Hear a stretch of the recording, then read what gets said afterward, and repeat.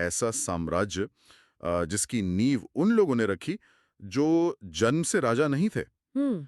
बल्कि दास थे या कहें कि गुलाम थे। हम बात कर रहे हैं गुलाम वंश की। जिसे ममलूक वंश भी कहा जाता है। जी। और 1206 से लेकर 1290 ईस्वी तक इन्होंने दिल्ली सल्तनत पर राज किया। आज हमारे पास जो स्रोतों का पुलिंदा है, हम्म। वो एक बहुत ही कमाल की तस्वीर पेश करता है। एकदम सही। इसमें बताया गया है कि कैसे युद्धबंदी या बाजारों से खरीदे गए ये गुलाम अपनी काबिलियत, अपनी तलवार और मतलब अपने दिमाग के बल पर एक विशाल साम्राज्य के सुल्तान बन बैठे। और लाहौर के एक छोटे से दरबार से लेकर दिल्ली के तख्त तक की ये यात्रा वाकई हैरान करने वाली है। है ना? हाँ। और मैं ये स्पष्ट कर दूं कि हमारी इस डीप डाइव का जो असल मिशन है वो ये समझना है कि भारतीय उपमहाद्वीप में सत्ता का ये ऐतिहासिक और नाटकीय परिवर्तन आखिर हुआ कैसे। मतलब इसकी शुरुआत कहाँ से हुई? बिल्कुल। अगर हम इस पूरी कहानी की जड़ में जाएं तो हमें 1192 ईस्वी के तराइन के दूसरे युद्ध तक पीछे जाना होगा। जहां पृथ्वीराज चौहान की हार हुई थी। जी। उस हार के बाद उत्तर भारत में तुर्की सत्ता के स्थापित होने का रास्ता खुल गया। फिर 1206 में जब मोहम्मद गौरी की हत्या हुई। तो उसका जीता हुआ वो विशाल साम्राज्य बिना किसी वारिस के रह गया। हाँ, और पूरी तरह से बिखरा हुआ भी। और यहीं पर गौरी के एक बेहद काबिल दास सेनापति ने मौके की नजाकत को समझा और भारत में एक स्वतंत्र शासन की नींव रख दी, यहीं से शुरू होता है गुलाम वंश का वो दौर। जिसने आने वाली कई सदियों के लिए भारत की राजनीति का नक्शा ही बदल कर रख दिया। ठीक है, आइए इसे समझते हैं कुतुबुद्दीन ऐबक की कहानी से। मोहम्मद गौरी के निधन के बाद जिस सेनापति ने कमान संभाली वो ऐबक ही था। स्रोतों में उसे लाख बख्श कहा गया है। हम्म, अब अगर हम इसे ऊपर ऊपर से देखें तो लगता है कि वो लाखों का दान करने वाला कोई बहुत ही उदार इंसान रहा होगा। हाँ, नाम से तो ऐसा ही लगता है। लेकिन मुझे लगता है कि इसके पीछे की राजनीति कुछ और ही थी। है ना? एकदम सही पकड़ा। देखिए, इतिहास में दानवीरता अक्सर एक राजनीतिक हथियार होती है। ऐबक एक पूर्वदास था। सही बात है। उसकी रगों में कोई शाही खून तो दौड़ नहीं रहा था। हम्म, जब वो सत्ता में आया तो जनता और खासकर उस समय के ताकतवर तुर्क अमीरों के मन में एक सवाल रहा होगा कि एक गुलाम को अपना शासक क्यों माने? बिल्कुल ऐबक को ये समर्थन खरीदना था। इसलिए ये जो लाख बख्श वाली उदारता थी, ये कोई निस्वार्थ समाज सेवा नहीं थी। बल्कि अपनी सत्ता को मजबूत करने की एक राजनीतिक चाल थी। हाँ, खुद को एक वैध शासक के रूप में स्थापित करने की मजबूरी थी। उसने शुरुआत में लाहौर को अपना बेस बनाया, लेकिन धीरे धीरे उसने समझ लिया कि अगर भारत पर राज करना है तो केंद्र दिल्ली को ही बनाना होगा। एकदम। और अपनी इस नई ताकत को दिखाने के लिए मतलब उसने वास्तुकला का भी खूब इस्तेमाल किया। जी। दिल्ली की कुव्वतुल इस्लाम मस्जिद और कुतुब मीनार के निर्माण की शुरुआत उसी ने करवाई थी। जी जैसे वो पत्थरों पर लिखवा रहा हो कि हम यहाँ रहने आए हैं। बिल्कुल, ये इमारतें केवल इबादत की जगह नहीं थीं, ये शक्ति का प्रदर्शन थी। ऐबक ये साफ संदेश दे रहा था कि तुर्की सत्ता अब केवल लूट-पाट करके वापस लौटने वाली नहीं है। वो यहाँ बसने आए हैं। हाँ, लेकिन ऐबक का ये सफर बहुत लंबा नहीं चला। 1210 ईस्वी में एक बहुत ही अजीब घटना घटी। वो चौगान वाली घटना। जी, चौगान जिसे आज हम पोलो कहते हैं, वो खेलते समय ऐबक घोड़े से गिरा और उसकी मौत हो गई। मतलब रणभूमि में बड़ी बड़ी जंग जीतने वाला सुल्तान एक खेल के मैदान में मारा गया। हाँ, ये तो नए नवेले साम्राज्य के लिए एक भयंकर झटका था। बहुत बड़ा झटका रहा होगा। और जैसा कि अक्सर होता है, उसकी मौत के तुरंत बाद उसके बेटे आराम शाह को गद्दी पर बैठा दिया गया।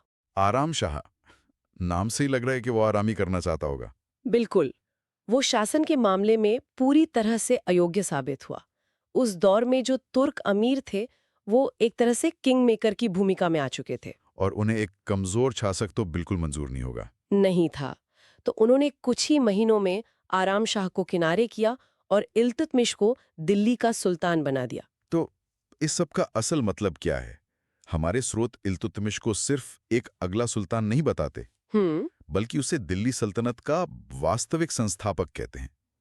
ऐबक ने शुरुआत तो कर दी थी, तो फिर सारा क्रेडिट इल्तुतमिश को क्यों? ये वास्तविक संस्थापक वाला टैग थोड़ा भारी नहीं लगता? अगर हम इसे व्यापक संदर्भ से जोड़ें, तो इल्तुतमिश को यह दर्जा मिलना बिल्कुल जायज लगता है। अच्छा। ऐबक ने सिर्फ एक मतलब एक प्लॉट खरीदा था, लेकिन इल्तुतमिश ने उस पर एक मजबूत इमारत खड़ी की। कैसे? सबसे पहला काम उसने ये किया कि राजधानी को पूरी तरह से लाहौर से हटाकर दिल्ली शिफ्ट कर दिया। जो कि एक मास्टर स्ट्रोक था। बिल्कुल। इससे वो उत्तर पश्चिम के बाहरी खतरों से थोड़ा सुरक्षित हो गया और भारत के बीचों बीच स्थापित हो गया। और इल्तुतमिश सिर्फ दिल्ली में बैठकर फरमान नहीं निकाल रहा था। उसने बंगाल, सिंध, रणथंभोर और ग्वालियर जैसे अहम इलाकों को जीतकर सल्तनत में मिला लिया। और जहां तक मुझे याद है, इल्तुतमिश ने ये सिर्फ अपनी तलवार का ही नहीं बल्कि अपने बेहतरीन दिमाग का भी इस्तेमाल किया था। हाँ, वो चंगेज खान वाला किस्सा। जी, स्रोतों में उस किस्से का जिक्र है। वो कूटनीति का ऐसा इस्तेमाल था जो सच में हैरान करता है। चंगेज खान, जिसके नाम से उस वक्त आधी दुनिया कांप रही थी, वो भारत के दरवाजे तक आ पहुंचा था। लेकिन इल्तुतमिश ने बिना एक भी तीर चलाए दिल्ली को बचा लिया। ये आखिर कैसे हुआ था? ये उसकी राजनीतिक समझ का सबसे बेहतरीन उदाहरण है। हुआ ये था कि ख्वारिज्म साम्राज्य का राजकुमार जलालुद्दीन मांगवरनी। हाँ, जलालुद्दीन मांगवरनी चंगेज खान से हारकर भागता हुआ भारत आ गया। उसने इल्तुतमिश से पनाह मांगी। और अगर इल्तुतमिश उसे शरण दे देता तो चंगेज खान की वो सेना सीधे दिल्ली पर टूट पड़ती। और एक नए साम्राज्य के लिए मंगोलों से उलझना सीधे सीधे आत्महत्या होती। तो इल्तुतमिश ने बहुत ही कूटनीतिक तरीके से मांगबरनी से कहा कि देखिए, भारत की जलवायु आपके स्वास्थ्य के अनुकूल नहीं है, वाह! और उसे पनाह देने से इनकार कर दिया। इस एक विनम्र इनकार ने दिल्ली सल्तनत को बचा लिया। मतलब मौसम खराब है बोलकर दुनिया के सबसे खतरनाक हमलावर को टाल दिया। बिल्कुल। बाहरी खतरों को तो उसने ऐसे संभाला, लेकिन अंदरूनी प्रशासन के लिए भी उसने कुछ अहम बदलाव किए थे, जैसे इक्ता प्रणाली और चालीसा का गठन। ये चीजें असल में क्या थी? इसे बहुत आसान भाषा में समझते हैं। इक्ता प्रणाली को ऐसे समझिए जैसे केंद्र सरकार ने अपने गवर्नर्स को नकद सैलरी देने के बजाय उन्हें एक एक इलाका दे दिया, जिसे इक्ता कहते थे। हाँ, उनसे कहा गया कि आप यहाँ से टैक्स वसूलिए, उसमें से अपना और अपनी सेना का खर्च निकालिए और जो बच जाए वो दिल्ली के शाही खजाने में भेज दीजिए। एकदम सही। इससे एक ही तीर से दो शिकार हुए। दूर दराज के इलाकों पर कंट्रोल भी हो गया और एक बड़ी सेना का खर्च भी निकल आया। और ये चालीसा क्या था? क्या ये उसके 40 सबसे भरोसेमंद दोस्त थे? आप इसे एक एलीट बोर्ड ऑफ डायरेक्टर्स कह सकते हैं। इसका असली नाम तुर्काने चहलगानी था। तुर्काने चहलगानी। इल्तुतमिश ने अपने 40 सबसे वफादार और ताकतवर तुर्क गुलामों और अमीरों का एक खास गुट बनाया। तो शासन की अहम नीतियां यही तय करते थे। हाँ, और ये सुल्तान की ताकत का सबसे बड़ा पिलर बन गए। इसके अलावा इल्तुतमिश ने अर्थव्यवस्था को स्थिर करने के लिए 2 नए सिक्के चलाए, चांदी का टंका और तांबे का जीटल। क्योंकि एक स्टैंडर्ड करेंसी किसी भी राज्य की रीढ़ होती है। बिल्कुल। और इन सब के बाद उसने अपने शासन पर मोहर लगवाने के लिए 1229 में अब्बासी खलीफा से मान्यता भी ले ली। जी, मतलब अब कोई उसे विद्रोही या लुटेरा नहीं कह सकता था। वो इस्लामी दुनिया का एक वैलिड सुल्तान बन गया था। हाँ, उसने एक बिखरे हुए ढांचे को एक सॉलिड सिस्टम में बदल दिया था। बिल्कुल। लेकिन 1236 में जब उसकी मौत हुई तो फिर से वही उत्तराधिकार का संकट खड़ा हो गया। उसका बेटा रुकनुद्दीन फिरोज गद्दी पर बैठा। लेकिन वो इतना विलासी और लापरवाह था कि दरबार के लोगों ने ही कुछ महीनों में उसे उखाड़ फेंका। यहाँ बात सच में बहुत दिलचस्प हो जाती है। हाँ, क्योंकि इसके बाद जो गद्दी पर बैठी, उसने मध्यकालीन भारत के इतिहास में एक ऐसा रिकॉर्ड बनाया जो आज भी अचंभित करता है। रजिया सुल्तान। जी, रजिया सुल्तान 1236 से 1240 तक उसका शासन रहा और वो भारत की पहली मुस्लिम महिला शासक बनी। मतलब 13वीं सदी के उस कट्टर समाज में जहां महिलाओं की जगह पर्दे के पीछे मानी जाती थी, वहां रजिया ने सीधे पितृसत्ता को चुनौती दे दी। ये तो उस दौर का एक बहुत ही धाकड़ बॉस लेडी मूवमेंट था। ये बिल्कुल एक बॉस लेडी मोमेंट था। और रजिया ने कोई कठपुतली बनकर राज नहीं किया। बिल्कुल नहीं। उसने पर्दा प्रथा को पूरी तरह से उठाकर फेंक दिया। वो पुरुषों वाले शाही कपड़े पहनकर हाथी पर सवार होकर खुले दरबार में आती थी और सीधे फैसले सुनाती थी। उसका मानना था कि शासन चलाने के लिए जेंडर नहीं बल्कि योग्यता चाहिए। उसने महत्वपूर्ण पदों पर नियुक्तियां भी सिर्फ टैलेंट के आधार पर की, न कि तुर्क होने के आधार पर। लेकिन यही बात तो उन तुर्क अमीरों को चुभ गई होगी। बिल्कुल चुभी। जिन अमीरों को किंगमेकर बनने की आदत थी, उनका तो ईगो हर्ट हो गया होगा कि एक महिला, और वो भी ऐसी जो उनकी कठपुतली नहीं है, वो उन्हें ऑर्डर कैसे दे सकती है। एकदम सही। रजिया का पतन उसकी किसी अयोग्यता के कारण नहीं हुआ, बल्कि उसी चालीसा के घमंड और सत्ता के लालच के कारण हुआ। हम्म। वे एक महिला के अधीन काम करना अपनी तौहीन मानते थे। उन्होंने रज़िया के खिलाफ कई षड्यंत्र रचे, झूठी अफवाहें फैलाई और विद्रोह भड़काए। और आखिरकार इसी गंदी राजनीति के चलते 1240 ईस्वी में रज़िया को रास्ते से हटा दिया गया। उसकी हत्या कर दी गई। रज़िया का जाना ये साबित करता है कि उस समय का तुर्क गुट अपनी सत्ता बचाने के लिए किसी भी टैलेंट को कुचलने के लिए तैयार था। रज़िया के जाने के बाद तो जैसे दिल्ली सल्तनत में एक वैक्यूम आ गया। हाँ, लगातार अस्थिरता का दौर रहा। कोई ऐसा शासक ही नहीं था जो टिक सके। बहराम शाह, अलाउद्दीन मसूद, ये सब बस नाम के सुल्तान थे। असली पावर तो उन तुर्क अमीरों के ही हाथों में थी। फिर 1246 में नासिरुद्दीन महमूद गद्दी पर आया। वो तो शायद राजकाज से ज्यादा अपनी नमाज और टोपी सिलने में खुश रहता था। हाँ, नासिरुद्दीन महमूद धार्मिक प्रवृत्ति का था। उसे सत्ता की राजनीति में कोई खास दिलचस्पी नहीं थी। और जब राजा कमजोर होता है तो सत्ता किसी और के हाथों में खिसकी जाती है। यहाँ वो सत्ता खिसकी उसके नायब यानी डिप्टी सुल्तान के हाथों में। गयासुद्दीन बलबन। बिल्कुल। नासिरुद्दीन के 20 साल के राज में असली फैसले बलबन ही ले रहा था। और जब 1266 में बलबन ने खुद सुल्तान का ताज पहना तो उसने गेम के सारे नियम ही बदल दिए। हाँ, 1266 से 1287 तक उसका शासन रहा। वो जानता था कि सल्तनत की सबसे बड़ी बीमारी क्या है, क्योंकि वो खुद भी तो उसी चालीसा का एक हिस्सा रह चुका था। यही बलबन की सबसे बड़ी चाल थी। वो जानता था कि जब तक ये 40 तुर्क अमीरों का गुट जिंदा है, कोई भी सुल्तान चैन से राज नहीं कर सकता। तो उसने क्या किया? सत्ता में आते ही उसने सबसे पहला काम इस गुट का दमन करने का किया। जो लोग कल तक उसके साथ बैठते थे, बलबन ने एक एक करके उन्हें खत्म कर दिया। उसे समझ लिया था कि सुल्तान को अब दोस्तों की नहीं, खौफ की जरूरत है। एकदम सही। खौफ पैदा करने की बात करें तो स्रोतों में जिक्र है कि बलबन ने दरबार को किसी फिल्म के सेट जैसा बना दिया था। हाँ, उसने खुद को ईश्वर का प्रतिनिधि घोषित कर दिया। नियाबत खुदाई।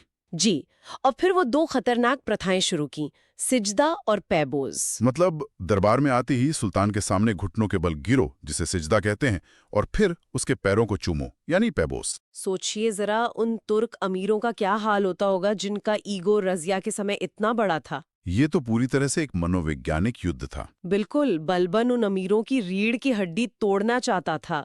वो बताना चाहता था कि सुल्तान कोई बराबर वालों में पहला नहीं है। वो एक अलग दर्जे का इंसान है। बलबन दरबार में कभी हंसता नहीं था। वो एक बहुत ही गंभीर और खौफनाक माहौल बनाकर रखता था। और सिर्फ दरबार में ही नहीं, बाहर के विद्रोहियों और मंगोलों से निपटने के लिए भी उसने कोई नरमी नहीं दिखाई। उसकी लॉ एवं रक्त नीति बहुत मशहूर है। Iron and blood policy. इसका असल में क्या मतलब था? क्या वो सीधा कत्लेआम पर उतर आया था? लॉ और रक्त नीति का सीधा सा मतलब था नो मर्सी। अगर किसी इलाके जैसे मेवात या दुआब में कोई बगावत होती तो बलबन की सेना वहां जाकर सिर्फ विद्रोहियों को ही नहीं मारती थी, बल्कि पूरे के पूरे गांवों को तबाह कर देती थी। ये सिर्फ हिंसा नहीं थी, ये एक तरह का डरावना संदेश था। वो ऐसा खौफ बैठाना चाहता था कि कोई सुल्तान की तरफ आंख उठाने की जरूरत ना करे। और मंगोलों के खिलाफ? वहां भी उसने किलेबंदी मजबूत की और सीमाओं की सुरक्षा के लिए अपनी सेना को एकदम चुस्त रखा। लेकिन इतनी सख्ती, इतना खौफ और सत्ता को इतना केंद्रित करने के बावजूद गुलाम वंश ताश के पत्तों की तरह ढह गया। हाँ, ये भी इतिहास का एक बड़ा सच है। बलबन की मौत के बाद उसका पोता केकुबाद गद्दी पर बैठा और वो बलबन का एकदम उल्टा निकला, बेहद कमजोर और विलासी। बलबन का सारा अनुशासन हवा हो गया। और इसी का फायदा उठाकर 1290 में जलालुद्दीन फिरोज खिलजी ने सत्ता छीन ली और खिलजी वंश की स्थापना की। इसके साथ ही गुलाम वंश का अंत हो गया। बिल्कुल, लेकिन इस वंश के पतन पर बात करने से पहले हमें ये देखना चाहिए कि इन 84 सालों में इन्होंने प्रशासन और वास्तुकला में क्या बड़े योगदान दिए। हाँ, हमने प्रशासन में एकता प्रणाली की बात की। इसके अलावा राज्य के कामकाज के लिए महत्वपूर्ण पद और विभाग बनाए गए, जैसे दीवाने वजारत, जो आज के वित्त मंत्रालय जैसा था, और जिसका हेड वजीर होता था। सेना के लिए दीवाने अर्ज बनाया गया। और न्याय व्यवस्था? सुल्तान सर्वोच्च होता था, लेकिन न्याय व्यवस्था पूरी तरह शरिया कानून के अनुसार चलती थी। सेना में तो इनका सबसे ज्यादा भरोसा घुड़सवारों पर ही था, है ना? जी, घुड़सवार सेना की प्रधानता थी, और क्योंकि ये खुद दासों द्वारा बनाया वंश था, इसलिए सेना में दास सैनिकों का बहुत ज्यादा उपयोग होता था। इन दासों की एक खासियत ये होती थी कि इनकी कोई अपनी क्षेत्रीय वफादारी नहीं होती थी। ये सिर्फ अपने मालिक के प्रति वफादार होते थे। सही कहा।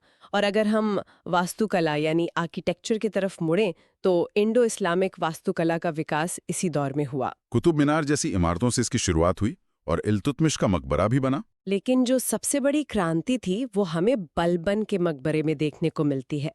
भारत में पहली बार सच्ची मेहराब का इस्तेमाल बलबन के मकबरे में ही हुआ था। सच्ची मेहराब मतलब ये पुरानी इमारतों से अलग कैसी थी?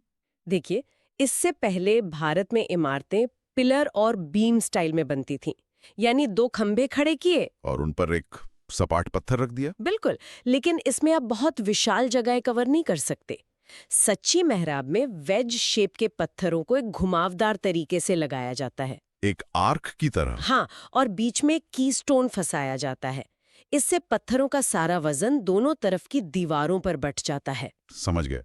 और इसी तकनीक की वजह से आगे चलकर भारत में विशाल गुंबद और बड़े-बड़े दरवाजे बन पाए। ये वास्तुकला में एक बहुत बड़ा कदम था। ये तो वाकई कमाल की बात है कि वास्तुकला में इतनी बड़ी छलांग इसी दौर में लगी। लेकिन फिर वही सवाल, एक शानदार शुरुआत, इतनी बढ़िया मिलिट्री, इल्तुतमिश जैसा कूटनीतिज्ञ और बलबन जैसा सख्त प्रशासन, फिर भी ये वंश 100 साल भी पूरे क्यों नहीं कर पाए? इसके पतन के क्या कारण थे? इसका सबसे बड़ा और घातक कारण था उत्तराधिकार के निश्चित नियमों का अभाव। मतलब कोई फिक्स कानून नहीं था कि अगला राजा कौन होगा? बिल्कुल नहीं। बड़ा बेटा होगा, सबसे योग्य होगा या कोई और, ऐसा कुछ तय नहीं था। हर बार गद्दी का फैसला अमीर और उनकी साजिशें तय करती थी। ये तो वही बात हुई कि जिसने दरबार के पावरफुल लोगों को अपनी तरफ मिला लिया, गद्दी उसकी। हाँ, और इसी वजह से वो तुर्क अमीर हमेशा अपने फायदे के लिए षड्यंत्र करते रहते थे। जब तक इल्तुतमिश या बलबन जैसा कोई मजबूत आदमी ऊपर बैठा था, तब तक तो सब कंट्रोल में रहा। लेकिन जैसे ही कोई कमजोर शासक आया, ये अमीर हावी हो गए। प्रशासनिक अस्थिरता ही इनकी सबसे बड़ी दुश्मन बन गई। कोई संस्थागत ढांचा नहीं था, सब कुछ व्यक्ति विशेष की ताकत पर टिका था। तो आज की इस पूरी चर्चा को अगर हम संक्षेप में बांधें, तो ये बात शीशे की तरह साफ है कि दिल्ली सल्तनत की वो मजबूत नींव इसी गुलाम वंश ने रखी की, जिस पर आगे चलकर विशाल साम्राज्य खड़े हुए। जी। ऐबक ने शुरुआत की, इल्तुतमिश ने इसे संगठित किया और बलबन ने इसे सुदृढ़ बनाया। और आज की इस चर्चा को हम एक विचारणीय बिंदु के साथ खत्म कर सकते हैं। बिल्कुल, बताइए। यह इतिहास की एक बेहद दिलचस्प विडंबना है।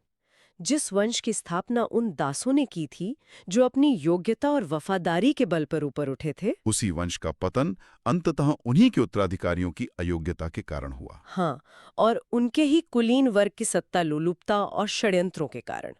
जो व्यवस्था पूरी तरह से व्यक्तिगत क्षमता पर बनी थी, वो एक ठोस उत्तराधिकार नियम के बिना ताश के पत्तों की तरह ढह गए। क्या बात है! मतलब योग्यता के दम पर तो आप सत्ता पा सकते हैं, लेकिन जब आप उस सत्ता को बिना किसी ठोस नियम के आगे बढ़ाना चाहते हैं, तो विनाश तय है। ये सोचने वाली बात है कि क्या एक व्यवस्था सिर्फ कुछ योग्य व्यक्तियों के भरोसे लंबी चल सकती है? इस ऐतिहासिक विडंबना पर विचार जरूर कीजिएगा।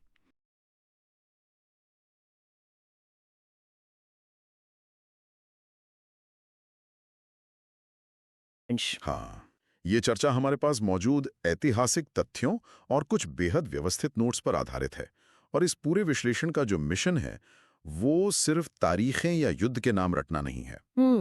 हमारा मकसद ये समझना है कि कैसे केवल 30 वर्षों के एक बहुत ही छोटे से शासनकाल में जी 1290 से 1320 ईस्वी के बीच बिल्कुल। कैसे एक वंश ने पूरे भारत का नक्शा, यहाँ की अर्थव्यवस्था और प्रशासन का पूरा ढांचा हमेशा के लिए बदल कर रख दिया। सही बात है। और सुनने वालों के लिए ये सत्ता, साजिश और प्रशासन की बारीक रणनीतियों को गहराई से समझने का एक बहुत ही शानदार अवसर है। तो कहानी शुरू होती है गुलाम वंश के पतन के बाद से। हाँ, अंतिम गुलाम शासक कैकुबाद बेहद कमजोर था और दिल्ली की सत्ता में एक खालीपन आ गया था। और राजनीति का तो नियम है, जहां खालीपन होता है वहां एक नया तूफान जरूर आता है। बिल्कुल। और वो तूफान 1290 ईस्वी में आया, जब जलालुद्दीन फिरोज खिलजी ने सत्ता अपने हाथों में ली। इतिहासकार इसे सिर्फ एक और सत्ता परिवर्तन नहीं मानते, बल्कि इसे खिलजी क्रांति कहा जाता है। ये शब्द बहुत भारी और महत्वपूर्ण है। अच्छा, क्रांति क्यों? ऐसा इसलिए क्योंकि अब तक सत्ता की चाबी पुराने और स्थापित तुर्क अमीरों के हाथों में थी। थोड़ा रुकते हैं यहाँ। ये सुनने वालों की आसानी के लिए ये स्पष्ट कर दें कि ये जो तुर्क अमीर थे, मतलब ये कोई पैसे वाले सेठ नहीं थे, बल्कि ये वो शक्तिशाली तुर्की दरबारी और सैन्य अधिकारी थे जो पर्दे के पीछे से सुल्तानों को कठपुतली की तरह नचाते थे, है ना? एकदम सटीक। गुलाम वंश के पतन और कैकुबाद की अयोग्यता ने इन तुर्क अमीरों के बीच पहले से सुलग रहे असंतोष को भड़का दिया था। लेकिन जलालुद्दीन खिलजी के आने से सत्ता इन पुराने अमीरों के हाथों से छिनकर एक पूरी तरह से नए समूह यानी खिलजियों के पास चली गई। ये दिल्ली सल्तनत के लिए एक बहुत बड़ा शिफ्ट था। ठीक है, आइए इसे समझते हैं। जलालुद्दीन फिरोज खिलजी, जिसने इस नए और ताकतवर वंश की नींव रखी, उसका अपना व्यक्तित्व काफी चौंकाने वाला था। मतलब जब उसने सत्ता संभाली तो वो 70 साल का एक वृद्ध व्यक्ति था। हाँ, लेकिन जो बात मुझे सबसे ज्यादा हैरान करती है वो ये है कि वो एक बेहद उदार और दयालु शासक था। वो कठोर दंड देने या खून खराबा करने के सख्त खिलाफ था। बिल्कुल। जरा कल्पना कीजिए उस मध्यकालीन दौर में जब तलवार की धार से ही सही और गलत के फैसले होते थे, जलालुद्दीन ने दिल्ली पर हमला करने वाले खूंखार मंगोलों तक को माफ कर दिया। और सिर्फ माफी ही नहीं दी। हाँ, बात सिर्फ माफी तक नहीं रुकी, उसने उन्हें दिल्ली के पास ही बसने की अनुमति भी दे दी। और यही तो वो उलझन है जो इतिहास को इतना दिलचस्प बनाती है। उस क्रूर राजनीतिक युग में ऐसा उदार शासक होना अत्यंत दुर्लभ था। एक ऐसा सुल्तान जो विद्रोहियों के आंसू देखकर पिघल जाए, जो दुश्मनों को गले लगा ले। जो कि उस समय के हिसाब से काफी अजीब था। बहुत अजीब। राजनीति में, विशेषकर 13वीं सदी की राजनीति में, अत्यधिक उदारता कोई गुण नहीं बल्कि एक घातक कमजोरी मानी जाती थी। उसकी ये क्षमाशीलता और नरमी राज्य के लिए तो जो थी सो थी, लेकिन खुद उसके अपनों के लिए सत्ता हथियाने का एक सुनहरा अवसर बन गई। बिल्कुल। और वो अवसर भुनाया किसी बाहरी ने नहीं बल्कि उसके अपने ही सगे भतीजे और दामाद ने, अलाउद्दीन खिलजी ने। बिल्कुल। 1296 ईस्वी में एक बेहद नाटकीय, खूनी और धोखे से भरे घटनाक्रम में जलालुद्दीन की हत्या कर दी गई। सोचिए, एक बूढ़े सुल्तान को गले मिलने के बहाने बुलाया जाता है और फिर उसे खंजर घोंप दिया जाता है। ये कोई साधारण हत्या नहीं थी। ये एक ऐसा मोड़ था जिसने दिल्ली सल्तनत का पूरा भविष्य ही बदल दिया। और अलाउद्दीन का इस तरह सत्ता में आना ना कोई रातों रात लिया गया फैसला नहीं था। ये एक सोची समझी रणनीति का हिस्सा था। जलालुद्दीन की हत्या से ठीक पहले अलाउद्दीन देवगिरी के अभियान से लौटा था। वहां से उसने जो अपार धन संपत्ति लूटी थी, उसी ने उसे सत्ता हथियाने की असली ताकत दी। उसी सोने और चांदी के बल वफादारी खरीदी और खुद को दिल्ली का सुल्तान घोषित कर दिया। और सुल्तान की कुर्सी पर बैठते ही उसके असली इरादे दुनिया के सामने आ गए। उसने सिकंदर सानी यानी दूसरा सिकंदर की भव्य उपाधि धारण की। इस उपाधि से ही पता चलता है कि उसके सपने सिर्फ दिल्ली या उत्तर भारत तक सीमित नहीं थे, वो पूरी दुनिया जीतना चाहता था। बिल्कुल सही कहा आपने। यहाँ बात सच में बहुत दिलचस्प हो जाती है, क्योंकि अलाउद्दीन खिलजी ने सत्ता में आते ही एक बेहद आक्रामक सैन्य विस्तार नीति अपनाई। अगर हम सिर्फ उत्तर भारत की विजयों का सिलसिलेवार जिक्र करें तो ऐसा लगता है मानो कोई भयानक तूफान एक के बाद एक राज्यों को उखाड़ता जा रहा था। हाँ, एक के बाद एक किले ढह रहे थे। 1299 ईस्वी में गुजरात विजय, फिर 1301 ईस्वी में अभेद्य माने जाने वाले रणथंबोर किले को जीतना, 1303 ईस्वी में चित्तौड़ की वो ऐतिहासिक और खूनी विजय, और उसके बाद मालवा और जालोर पर अधिकार। इन कुछ ही सालों के अंदर इन विजयों ने उत्तर भारत की शक्तिशाली राजपूत शक्ति की कमर तोड़ कर रख दी। उत्तर भारत में राजपूतों के मजबूत किलों को ढाना तो अलाउद्दीन की सैन्य शक्ति का केवल एक ट्रेलर था।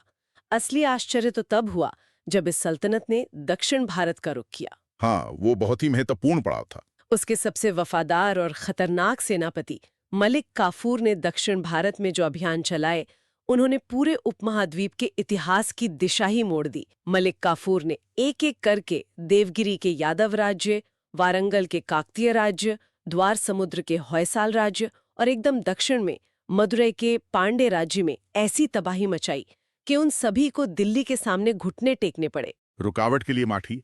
लेकिन एक बात मेरी समझ में नहीं आ रही है। आज के समय में भी दिल्ली से मदुरै जाना एक लंबा सफर है। 1300 के दशक में जब न कोई पक्की सड़कें थीं, न ट्रेन, न संचार के साधन, घने जंगलों, नदियों और पहाड़ों को पार करके लाखों की सेना लेकर दक्षिण तक पहुंचना, ये किसी लॉजिस्टिक नाइटमेयर से कम नहीं रहा होगा। ये अपने आप में अकल्पनीय लगता है। आप बिल्कुल सही सोच रहे हैं। ये एक सैन्य चमत्कार ही था। और यहाँ जो बात सबसे आकर्षक है वो ये है कि इतिहास में ये पहली बार था जब दक्षिण भारत इतने सीधे और गहरे तौर पर दिल्ली सल्तनत के प्रभाव में आया था। लेकिन ध्यान देने वाली बात यह है कि मलिक काफूर के इन अभियानों का मुख्य उद्देश्य उन दक्षिणी राज्यों पर सीधे तौर पर शासन करना नहीं था। तो फिर मकसद क्या था? अलाउद्दीन जानता था कि दिल्ली में बैठकर दक्षिण को कंट्रोल करना असंभव है, इसलिए उनका असली मकसद था वहां से अपार धन संपत्ति लूटना और उन राजाओं को वार्षिक टैक्स देने के लिए मजबूर करना। इन अभियानों से इतना अकल्पनीय सोना, चांदी, हाथी और हीरे जवाहरात दिल्ली लाए गए जिसने अलाउद्दीन के खजाने को उस स्तर तक भर दिया जिसकी किसी ने कल्पना भी नहीं की थी। और इसी खजाने ने उसकी आगे की तमाम नीतियों और अभियानों का आधार तय किया। बिल्कुल। लेकिन एक तरफ अलाउद्दीन साम्राज्य का इतना आक्रामक विस्तार कर रहा था, तो दूसरी तरफ दिल्ली पर एक बहुत बड़ा और काला साया लगातार मंडरा रहा था, मंगोलों का आक्रमण। ये कोई छोटी-मोटी झड़पें नहीं थी। नहीं, बिल्कुल नहीं, ये बहुत ही खतरनाक हमले थे। मंगोलों ने अलाउद्दीन के शासनकाल में दिल्ली पर कई बार बहुत ही भयंकर आक्रमण किए, और इन आक्रमणों से अपनी सल्तनत को बचाने के लिए अलाउद्दीन ने बेहद कठोर कदम उठाए। उसने एक बहुत बड़ी और मजबूत स्थायी सेना का निर्माण किया, सीमाओं पर अभेद्य किलों की पूरी एक दीवार खड़ी कर दी और मंगोल कैदियों को इतना खौफनाक दंड दिया कि चंगेज खान के उन वंशजों की भी रूह कांप जाए। मंगोलों के उस निरंतर और जानलेवा खतरे ने ही अलाउद्दीन को अपने शासन के सबसे बड़े सैन्य और प्रशासनिक सुधार करने के लिए मजबूर किया। अब देखिए, एक विशाल स्थायी सेना रखना कोई आसान काम नहीं है। हाँ, खर्च भी तो होता है और भ्रष्टाचार भी। बिल्कुल, सेना बड़ी होगी तो भ्रष्टाचार भी होगा। इस भ्रष्टाचार को रोकने के लिए उसने दो बहुत ही क्रांतिकारी व्यवस्थाएं शुरू की। पहली थी घोड़ों पर दाग लगाने की प्रथा। दाग लगाने की प्रथा? हाँ, ये एक तरह का ब्रांडिंग सिस्टम था ताकि युद्ध के समय या मुआयने के वक्त भ्रष्ट सैनिक अपने कमजोर या बीमार घोड़ों को अच्छे अरबी घोड़ों से न बदल सके। और दूसरी सबसे अनोखी व्यवस्था थी सैनिकों का चेहरा या हुलिया रजिस्टर तैयार करना। सैनिकों का हुलिया रजिस्टर? मतलब क्या वो उस जमाने में सैनिकों का आधार कार्ड या आईडी कार्ड बना रहा था? आप इसे बिल्कुल इसी तरह समझ सकते हैं। सोचिए, 1300 ईस्वी में बिना किसी कंप्यूटर या कैमरे के प्रशासन कागजों पर हर एक सैनिक की आंखों का रंग, उसका कद, चेहरे के निशान, सब कुछ विस्तार से लिखवा रहा था। ये तो बहुत ही एडवांस्ड तकनीक थी उस समय के हिसाब से। बिल्कुल। इसका सीधा सा कारण ये था कि कई बार सैनिक अपनी जगह किसी और को प्रॉक्सी के तौर पर युद्ध में भेज देते थे। इस चेहरा प्रणाली ने इस फर्जीवाड़े को जड़ से खत्म कर दिया। इसके अलावा अलाउद्दीन ने अपना जासूसी तंत्र इतना खौफनाक और मजबूत कर लिया था कि कहा जाता था कि अमीर लोग अपने घरों के अंदर भी फुसफुसा कर बात करते थे। खौफ का माहौल था पूरी तरह से। हाँ, उसने तुर्क अमीरों की शादियों, उनके मेल जोल और शराब पीने तक पर कड़ा नियंत्रण स्थापित कर लिया था ताकि कोई भी उसके खिलाफ साजिश रचने की हिम्मत ही न जुटा सके। सेना को तो उसने अनुशासन की बेड़ियों में जकड़ लिया, प्रशासन को भी कस लिया। लेकिन एक बात सोचिए, इतनी विशाल स्थायी सेना को नकद वेतन देना, उनके हथियारों और खाने पीने का खर्च उठाना, ये तो किसी भी राजकोष को रातों रात खाली कर सकता है। यही तो वो बिंदु है जहां से उसकी सबसे चर्चित आर्थिक नीतियों का जन्म होता है। अलाउद्दीन जानता था कि अगर सेना को ज्यादा वेतन दिया तो खजाना खाली हो जाएगा और अगर कम वेतन दिया तो सैनिक विद्रोह कर देंगे। इसका उपाय उसने बाजार में ढूंढा। और यही उसका सबसे प्रसिद्ध और शायद इतिहास का सबसे क्रांतिकारी कदम था, उसकी मूल्य नियंत्रण नीति या बाजार नियंत्रण। अलाउद्दीन एक ऐसा आर्थिक मास्टरमाइंड साबित हुआ जिसने दिल्ली के बाजारों को पूरी तरह से अपनी मुट्ठी में ले लिया। बिल्कुल। उसने सिर्फ आदेश नहीं दिए, बल्कि अलग अलग चीजों के लिए अलग अलग बाजार स्थापित किए। अनाज के लिए अलग मंडी, महंगे वस्त्रों और जड़ी बूटियों के लिए अलग बाजार, और यहाँ तक कि घोड़ों, मवेशियों और दासों के लिए भी एक बिल्कुल अलग बाजार। और सब कुछ तय कीमतों पर बिकता था। हाँ, सबसे हैरानी की बात यह है कि राज्य ने खुद सुई से लेकर हाथी तक हर एक छोटी बड़ी चीज की कीमत तय कर दी थी। कोई भी व्यापारी उस तय कीमत से एक पैसा भी ज्यादा नहीं मांग सकता था, और अगर किसी ने जमाखोरी करने या कम तौलने की कोशिश की तो उसके लिए भयानक दंड का प्रावधान था। और वे दंड सच में भयानक थे। इतिहास में ऐसे किस्से दर्ज हैं कि अगर कोई व्यापारी कम वजन तौलता था तो उसके शरीर से उतना ही मांस काट लिया जाता था। ये सुनकर शायद रोंगटे खड़े हो जाएं, लेकिन इसी खौफ ने महंगाई को शून्य कर दिया था। तो इस सब का क्या मतलब है? अगर हम इसे व्यापक संदर्भ से जोड़ें तो इसका मुख्य उद्देश्य केवल आम जनता को महंगाई से राहत देना या उनका कल्याण करना नहीं था।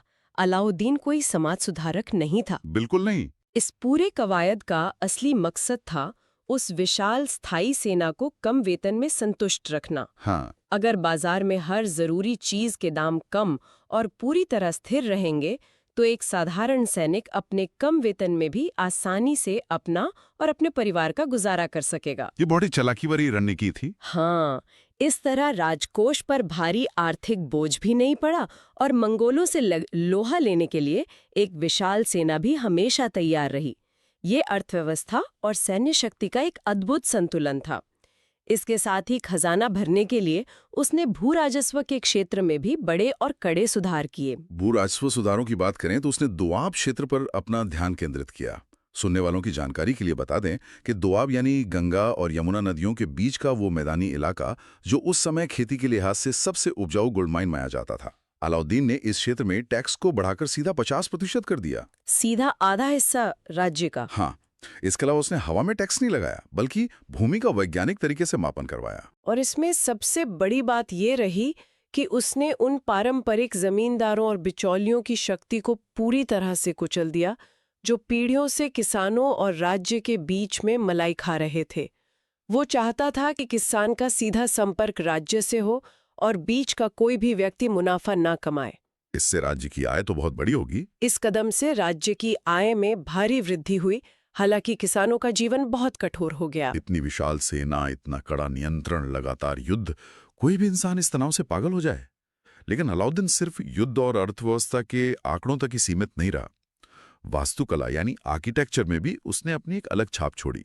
बिल्कुल, उसकी वास्तुकला बहुत ही प्रभावशाली थी। उसने इस्लामी वास्तुकला की एक बहुत ही शानदार और खूबसूरत मिसाल अलाई दरवाजा बनवाया। मंगोलों के लगातार हमलों से बचने के लिए उसने सीरी किला का निर्माण करवाया, जिसे उसने अपनी नई राजधानी भी बनाया। और तो और उसने कुतुब मीनार के पास उससे भी दोगुनी ऊंचाई की एक मीनार बनाने की कोशिश की, हालांकि वो पूरी नहीं हो सकी। वास्तुकला के साथ साथ अलाउद्दीन की धार्मिक नीति भी उस समय के हिसाब से बहुत अलग और बेबाक थी। अलाउद्दीन ने राजनीति और शासन को धर्म से बिल्कुल अलग रखने का स्पष्ट प्रयास किया, जो उस समय में सोचना भी मुश्किल था। एकदम। उसने उस समय के इस्लामी जगत के सर्वोच्च नेता यानी खलीफा की सर्वोच्चता को औपचारिक रूप से मानने से इनकार तो नहीं किया, लेकिन दिल्ली के शासन में उनके किसी भी आदेश की परवाह नहीं की। सबसे बड़ी बात, उसने उलेमाओं यानी जो उस समय के ताकतवर धार्मिक गुरु और विद्वान होते थे, उनके हस्तक्षेप को शासन और न्याय के मामलों में पूरी तरह से सीमित कर दिया। वो धर्म को राज्य के मामलों से दूर रखना चाहता था। हाँ, अलाउद्दीन का स्पष्ट मानना था कि राज्य के हित के लिए जो भी सही है वही कानून है, चाहे वो धर्म के नियमों के अनुकूल हो या न हो। 14वीं सदी में धर्म को राज्य से अलग करने की बात सोचना ही अपने आप में एक बहुत बड़ा और साहसिक कदम था। लेकिन जैसा कि इतिहास का एक निर्मम नियम है, जो साम्राज्य अपने सबसे ऊंचे शिखर पर पहुंचता है, एक दिन उसका पतन भी उतना ही तेज और निश्चित होता है। बिल्कुल, और खिलजी वंश के साथ भी यही हुआ। 1316 ईस्वी में एक लंबी बीमारी के बाद अलाउद्दीन खिलजी की मृत्यु हो गई और मानो उसके आंख मूंदते ही खिलजी वंश के पतन की उल्टी गिनती शुरू हो गई। उसके बाद जो शख्स सत्ता में आया, कुतुबुद्दीन मुबारक शाह, जिसने 1316 से 1320 ईस्वी तक शासन किया, वो अलाउद्दीन के बिल्कुल विपरीत था। जमीन आसमान का फर्क था दोनों में। मुबारक शाह ने सत्ता पाते ही अलाउद्दीन की लागू की गई सारी कठोर नीतियां, बाजार नियंत्रण और जासूसी व्यवस्थाएं तुरंत खत्म कर दी। वो शासन छोड़ पूरी तरह से विलासिता और भोग विलास में डूब गया। यह राजनीति विज्ञान का एक जाना माना सिद्धांत है कि एक बेहद कड़े, खौफनाक और केंद्रीकृत शासन के बाद जब अचानक ढील दी जाती है तो पूरी व्यवस्था ताश के पत्तों की तरह चरमरा जाती है। ताश के पत्तों की तरह गिरना शुरू हो गई व्यवस्था। मुबारक शाह की इसी विलासिता, अयोग्यता और शासन पर ढीली पकड़ का फायदा उसके अपने ही एक महत्वाकांक्षी मंत्री खुसरो खान ने उठाया और अंततः सुल्तान की हत्या कर दी। और इसके साथ ही सत्ता खुसरो खान के हाथों में आ गई। लेकिन खुसरो खान का शासन बहुत ही कम समय के लिए टिक सका, सिर्फ 1320 ईस्वी के कुछ महीनों तक। पुराने तुर्क अमीर और सैन्य कमांडर खुसरो खान का कड़ा विरोध करने लगे। वे उसे सुल्तान मानने को तैयार नहीं थे। वे किसी ऐसे व्यक्ति को अपना सुल्तान स्वीकार करने को तैयार नहीं थे जिसने धोखे से सत्ता हथियाई हो। अंततः दिल्ली में फैली इस भयंकर अस्थिरता का फायदा उठाते हुए दीपालपुर के गवर्नर गयासुद्दीन तुगलक ने खुसरो खान को युद्ध में हरा दिया। खुसरो खान मारा गया और इसके साथ ही दिल्ली में एक नए राजवंश तुगलक वंश की स्थापना हुई। उत्तराधिकार का ये भयंकर संकट, महल के अंदर के षड्यंत्र और एक मजबूत नेता की कमी ही इस महान और खौफनाक साम्राज्य के पतन का कारण बने। इस पूरी 30 साल की कहानी को अगर हम एक साथ रखकर देखें तो ये स्पष्ट होता है कि खिलजी वंश की विशेषताएं कितनी अनूठी और शक्तिशाली थीं। पहली बार दक्षिण भारत तक साम्राज्य का विस्तार होना, एक बेहद केंद्रीकृत और मजबूत शासन की स्थापना, ऐसी सख्त आर्थिक नियंत्रण नीति जिसकी मिसाल दुनिया में कम ही मिलती है। और मंगोलों से रक्षा भी। बिल्कुल।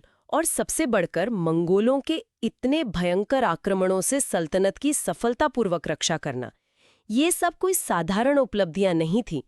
अलाउद्दीन के बाद के कमजोर शासक उस विशाल और जटिल ढांचे का बोझ संभाल ही नहीं सके जिसे अलाउद्दीन ने अपनी कठोरता, खौफ और प्रशासनिक सूझबूझ से खड़ा किया था। बिल्कुल। इस पूरी चर्चा का अगर एक त्वरित और प्रभावशाली सार निकाला जाए तो इस साफ दिखता है कि कैसे सिर्फ 3 दशकों के इस छोटे से खिलजी वंश ने दिल्ली सल्तनत का पूरा चरित्र ही बदल दिया। उसे एक क्षेत्रीय ताकत से उठाकर एक सच्चा और विशाल साम्राज्यवादी रूप दे दिया। हाँ। जलालुद्दीन खिलजी की उस क्रांति से शुरू होकर अलाउद्दीन की बेतरतीब तलवार और उसकी अचूक बाजार नीतियों तक इस वंश ने भारत के इतिहास, यहाँ के भूगोल और यहाँ की अर्थव्यवस्था पर एक ऐसी अमिट छाप छोड़ी है जिसे मिटाया नहीं जा सकता। इसमें कोई संदेह नहीं है कि अलाउद्दीन खिलजी के शासनकाल में दिल्ली सल्तनत अपनी सैन्य और राजनीतिक शक्ति के चरम पर थी। उसकी लगातार सैन्य विजय, उसकी वो अनूठी बाजार नियंत्रण नीति जिसने अर्थशास्त्रियों को भी हैरान कर दिया, और सेना से लेकर राजस्व तक उसके प्रशासनिक सुधार, ये सब मध्यकालीन भारतीय इतिहास की सबसे महत्वपूर्ण और दूरगामी उपलब्धियों में गिने जाते हैं। सही कहा। लेकिन सत्ता को चलाने का उसका जो खौफनाक तरीका था, वो बहुत कुछ सोचने पर मजबूर जरूर करता है। ये एक महत्वपूर्ण सवाल खड़ा करता है। वो सवाल ये है कि जरा कल्पना कीजिए, अगर अलाउद्दीन खिलजी ने इतनी क्रूरता से वो विशाल स्थायी सेना नहीं बनाई होती, अगर उसने बाजार पर इतना सख्त और अमानवीय नियंत्रण नहीं रखा होता, तो क्या होता? क्या दिल्ली सल्तनत मंगोलों के उन भयंकर, बर्बर और लगातार होते आक्रमणों के सामने एक दिन भी टिक पाती? ये सोचने वाली बात है। वही तो आज के इस विस्तृत अध्ययन में, या कहें इस गहन चर्चा में, हम एक ऐसे ही बेहद दिलचस्प अध्याय पर बात करने वाले हैं। दिल्ली सल्तनत का तीसरा प्रमुख वंश तुगलक वंश, जिसने 1320 ईस्वी से लेकर 1414 ईस्वी तक शासन किया, मतलब पूरे 94 साल। सही कहा। और आज हमारे पास कुछ बहुत ही रोचक ऐतिहासिक स्रोत और नोट्स हैं। ये नोट्स एक ऐसी कहानी बयां करते हैं जो जिसकी शुरुआत ही एक हत्या से होती है। और फिर इसी वंश ने इतिहास के सबसे विद्वान लेकिन सबसे विवादास्पद शासक को भी जन्म दिया। और उसके बाद एक ऐसे राजा को जो जनक कल्याण तो करना चाहता था, पर अंततः ये पूरा साम्राज्य ताश के पत्तों की तरह ढह गया। आज का हमारा मिशन इसी पूरे राजनीतिक ड्रामे को समझना है, जो सच में किसी को भी हैरान कर सकता है, क्योंकि ये सिर्फ पुराने राजाओं की कहानी नहीं है, ये महत्वाकांक्षाओं का खेल है। बिल्कुल। तो चलिए इसे थोड़ा विस्तार से समझते हैं। इस वंश की शुरुआत कैसे हुई? देखिए, इस कहानी को समझने के लिए हमें थोड़ा सा पीछे जाना होगा। 1316 ईस्वी में, जब अलाउद्दीन खिलजी की मृत्यु हुई थी। हाँ, उसकी मौत के बाद खिलजी शासन एकदम कमजोर पड़ने लगा था। उसका बेटा कुतुबुद्दीन मुबारक शाह सुल्तान तो बना, लेकिन वो तख्त संभाल नहीं पाया। बिल्कुल नहीं। 1320 ईस्वी में उसी के अपने सेनापति खुसरो खान ने उसकी हत्या कर दी और खुद को सुल्तान घोषित कर दिया। मतलब अपनों ने ही धोखा दे दिया। लेकिन जो तुर्क अमीर थे दरबार में, उन्होंने खुसरो खान को इतनी आसानी से स्वीकार कर लिया? नहीं, बिल्कुल नहीं। तुर्क अमीरों को खुसरो खान का यह शासन कतई मंजूर नहीं था। उनके लिए ये एक तरह का अवैध कब्जा था। तो फिर बगावत तो होनी ही थी। और बगावत हुई भी। दीपालपुर के गवर्नर थे गाजी मलिक। उन्होंने तुर्क अमीरों की इस नाराजगी का फायदा उठाया और खुसरो खान के खिलाफ विद्रोह का बिगुल फूंक दिया। और एक युद्ध हुआ होगा। हाँ, एक भयंकर युद्ध हुआ। गाजी मलिक ने खुसरो खान को बुरी तरह पराजित किया, उसकी हत्या कर दी और 1320 ईस्वी में खुद दिल्ली का सुल्तान बन बैठा। और सुल्तान बनने के बाद ही उसने अपना नाम गयासुद्दीन तुगलक रखा है ना। यहीं से तुगलक वंश की स्थापना होती है। एकदम सही। गाजी मलिक से गयासुद्दीन तुगलक तक का सफर। लेकिन सुल्तान बनने के बाद उसके सामने चुनौतियां भी तो बहुत रही होंगी। खिलजी शासन के अंत के बाद तो सब कुछ बिखरा हुआ था। उसके प्रमुख कार्य क्या थे उस समय? सबसे पहला काम जो उसने किया वो था दिल्ली सल्तनत में कानून और व्यवस्था को फिर से स्थापित करना। इसके बिना कोई भी राज नहीं चल सकता। और सीमाओं की सुरक्षा भी? बिल्कुल। उसने सेना को और मजबूत किया ताकि बाहरी आक्रमणों से बचा जा सके। और जो अंदरूनी बगावतें हो रही थीं, जैसे बंगाल में जो विद्रोह हुआ था, उसे उसने पूरी तरह कुचल दिया। और बंगाल को वापस सल्तनत का हिस्सा बना लिया। मैंने पढ़ा है कि स्थापत्य में भी उसकी रुचि थी। तुगलकाबाद किला उसी ने बनवाया था ना? हाँ, दिल्ली के पास तुगलकाबाद किले का विशाल निर्माण उसी ने करवाया था। लेकिन मुझे जो बात सबसे ज्यादा हैरान करती है वो है उसका अंत। मतलब 1325 ईस्वी में जब वो उसी बंगाल अभियान से लौट रहा था, तो उसके स्वागत के लिए एक लकड़ी का मंडप बनाया गया था। हाँ, और वो मंडप अचानक गिर गया। सुल्तान की उसी में दबकर मौत हो गई। ये इतिहास के उन पलों में से है जो आज भी रहस्य है कि वो सच में एक हादसा था या कोई साजिश। जो भी हो, लेकिन इसके बाद दिल्ली के तख्त पर जो बैठा वो इतिहास का सबसे बड़ा केस स्टडी बन गया। मोहम्मद बिन तुगलक 1325 से 1351 ईस्वी तक, जिसे अक्सर सबसे विद्वान लेकिन सबसे विवादास्पद शासक कहा जाता है। और इसके शासन की जानकारी हमें जियाउद्दीन बरनी और इब्न बतूता के वृत्तांतों से मिलती है। इब्न बतूता जो मोरक्को से आया था। सही कहा। सुल्तान उसकी विद्वत्ता से इतना प्रभावित था कि उसने इब्न बतूता को दिल्ली का काजी यानी न्यायाधीश ही नियुक्त कर दिया था। इब्न बतूता ने रेहला नामक पुस्तक में अपनी यात्रा का बहुत विस्तार से वर्णन किया है।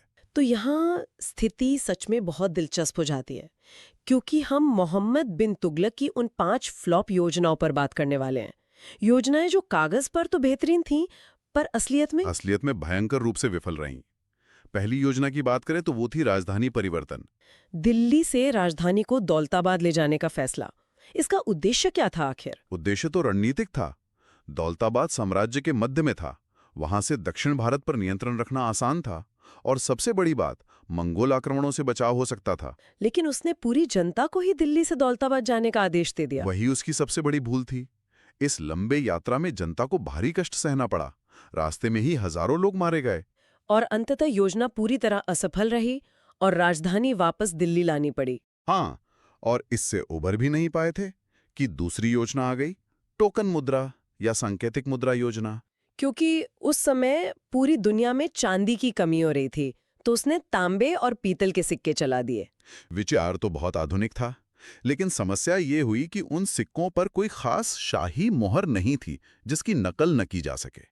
तो आम लोगों ने अपने घरों में ही नकली सिक्के ढालना शुरू कर दिया। बिल्कुल, हर घर टकसाल बन गया।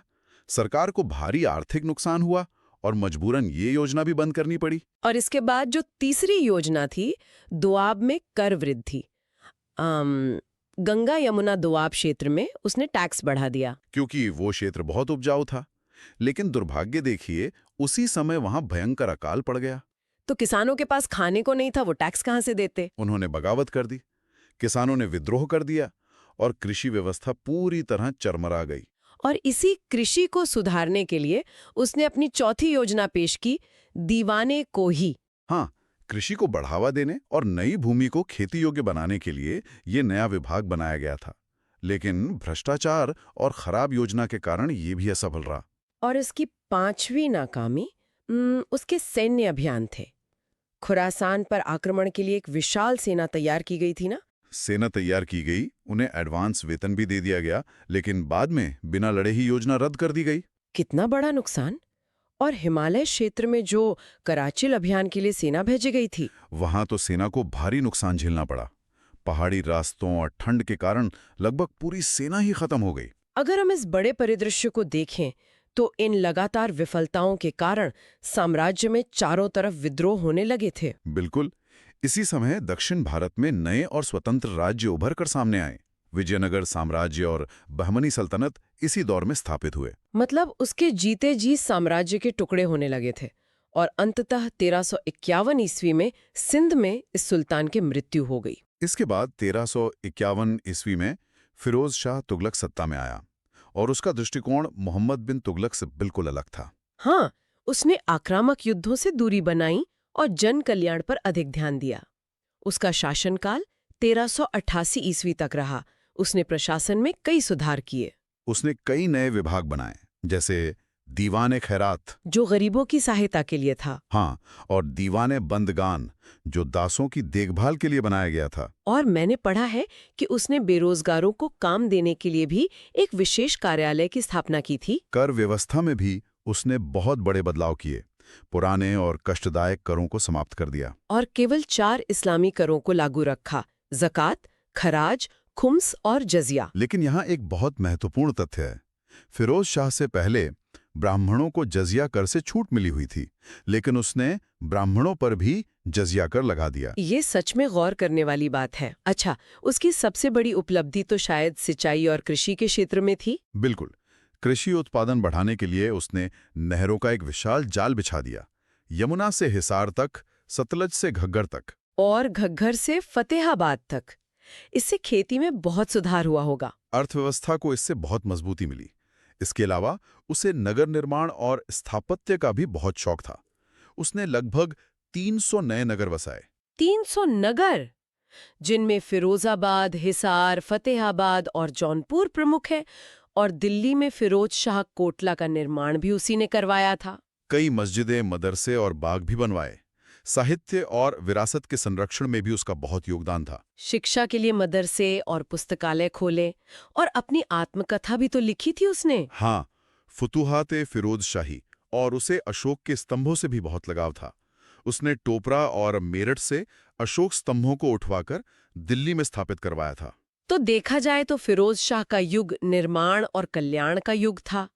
लेकिन 1388 ईस्वी में उसकी मृत्यु के बाद साम्राज्य का पतन शुरू हो गया। उसके बाद के शासक बहुत अयोग्य थे। विद्रोहों के कारण दिल्ली सल्तनत लगातार कमजोर होती गई। और इस वंश का अंतिम शासक नासिरुद्दीन महमूद तुगलक था। उसी के समय में एक ऐसा हमला हुआ जिसने सल्तनत की कमर तोड़ दी। 1398 ईस्वी में तैमूर का आक्रमण। वो बहुत ही भयानक आक्रमण था। दिल्ली में भयंकर लूटपाट हुई, हजारों लोग मारे गए। तैमूर के उस हमले के बाद सल्तनत की बची-कुची शक्ति लगभग पूरी तरह समाप्त हो गई।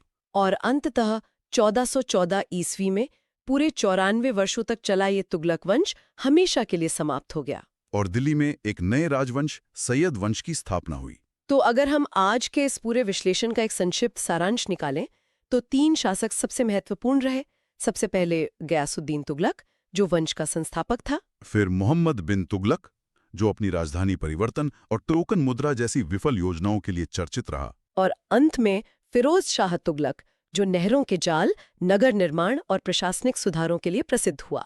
बिल्कुल, ये इस वंश के सबसे अहम पड़ाव थे। अब इस गहन चर्चा को खत्म करने से पहले एक बहुत ही रोचक सवाल छोड़कर जाना चाहूंगी। मोहम्मद बिन तुगलक को अक्सर एक विवादास्पद या असफल शासक कहा जाता है। हाँ, उसकी फ्लॉप योजनाओं की वजह से। लेकिन जरा सोचिए, टोकन करेंसी यानी सांकेतिक मुद्रा का जो विचार उसने उस समय दिया था, आज पूरी दुनिया की अर्थव्यवस्था उसी पर तो चल रही है। बिल्कुल, आज हमारे नोट कागज के ही, अपनी कोई धातु वाली कीमत नहीं है। वही तो क्या ऐसा हो सकता है कि वो कोई असफल शासक नहीं था, बल्कि एक ऐसा दूरदर्शी व्यक्ति था जो अपने समय से सदियों आगे जी रहा था? बस उसके पास उन आधुनिक विचारों को लागू करने का सही तरीका या प्रशासनिक ढांचा नहीं था। सही कहा। अगर सल्तनत के चौथे वंश पर केंद्रित है, यानी सैयद वंश।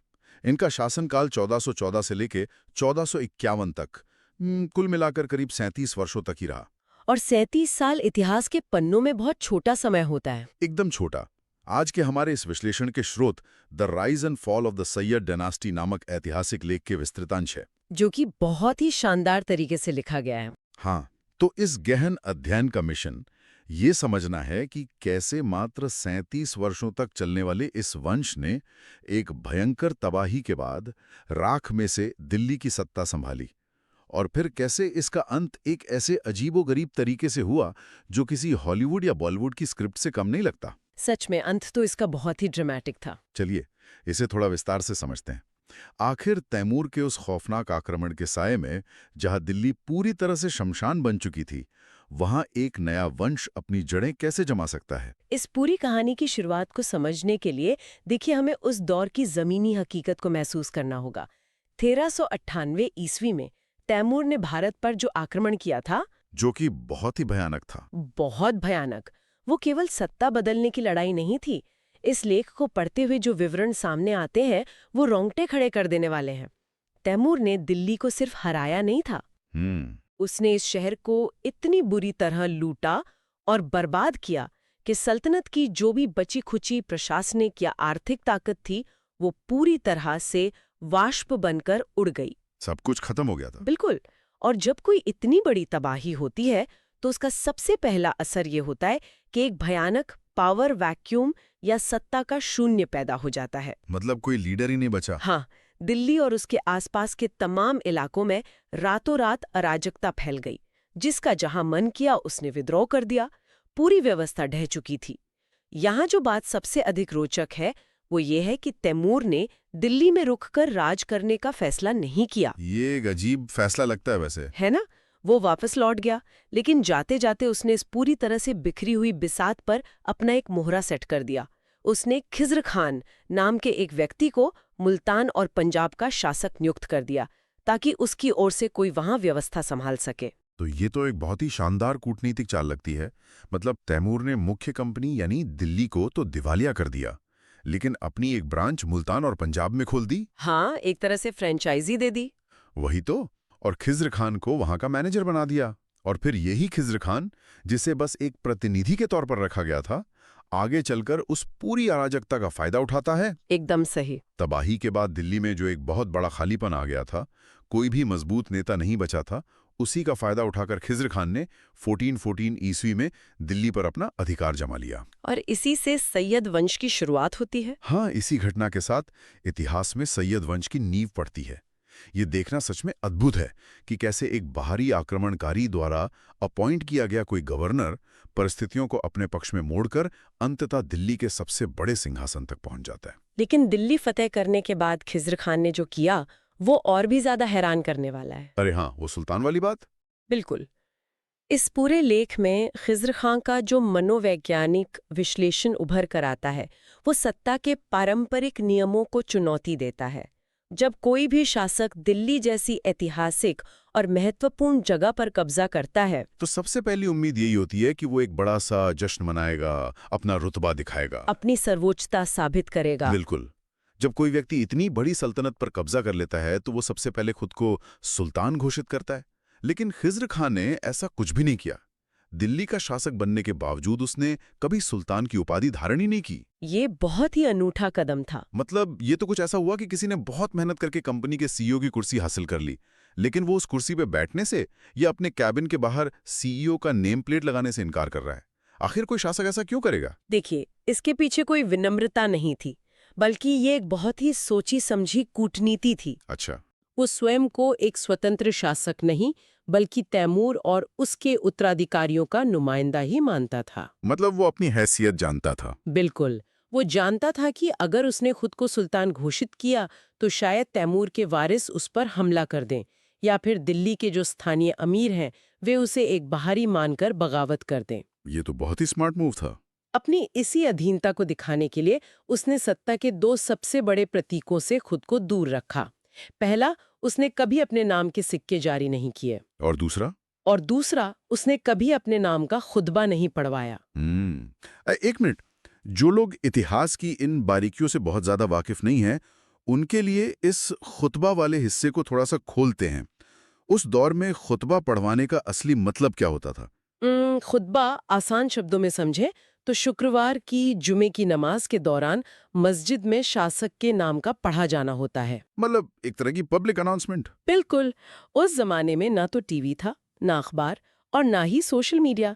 ऐसे में पूरे साम्राज्य की जनता को ये बताने का कि उनका राजा कौन है, सबसे बड़ा और पवित्र पब्लिक रिलेशंस टूल खुतबा ही होता था। PR टूल, सही कहा। हाँ, अगर किसी के नाम का खुतबा पढ़ा जा रहा है मतलब उसे धार्मिक और राजनीतिक दोनों तरह से संप्रभु मान लिया गया है।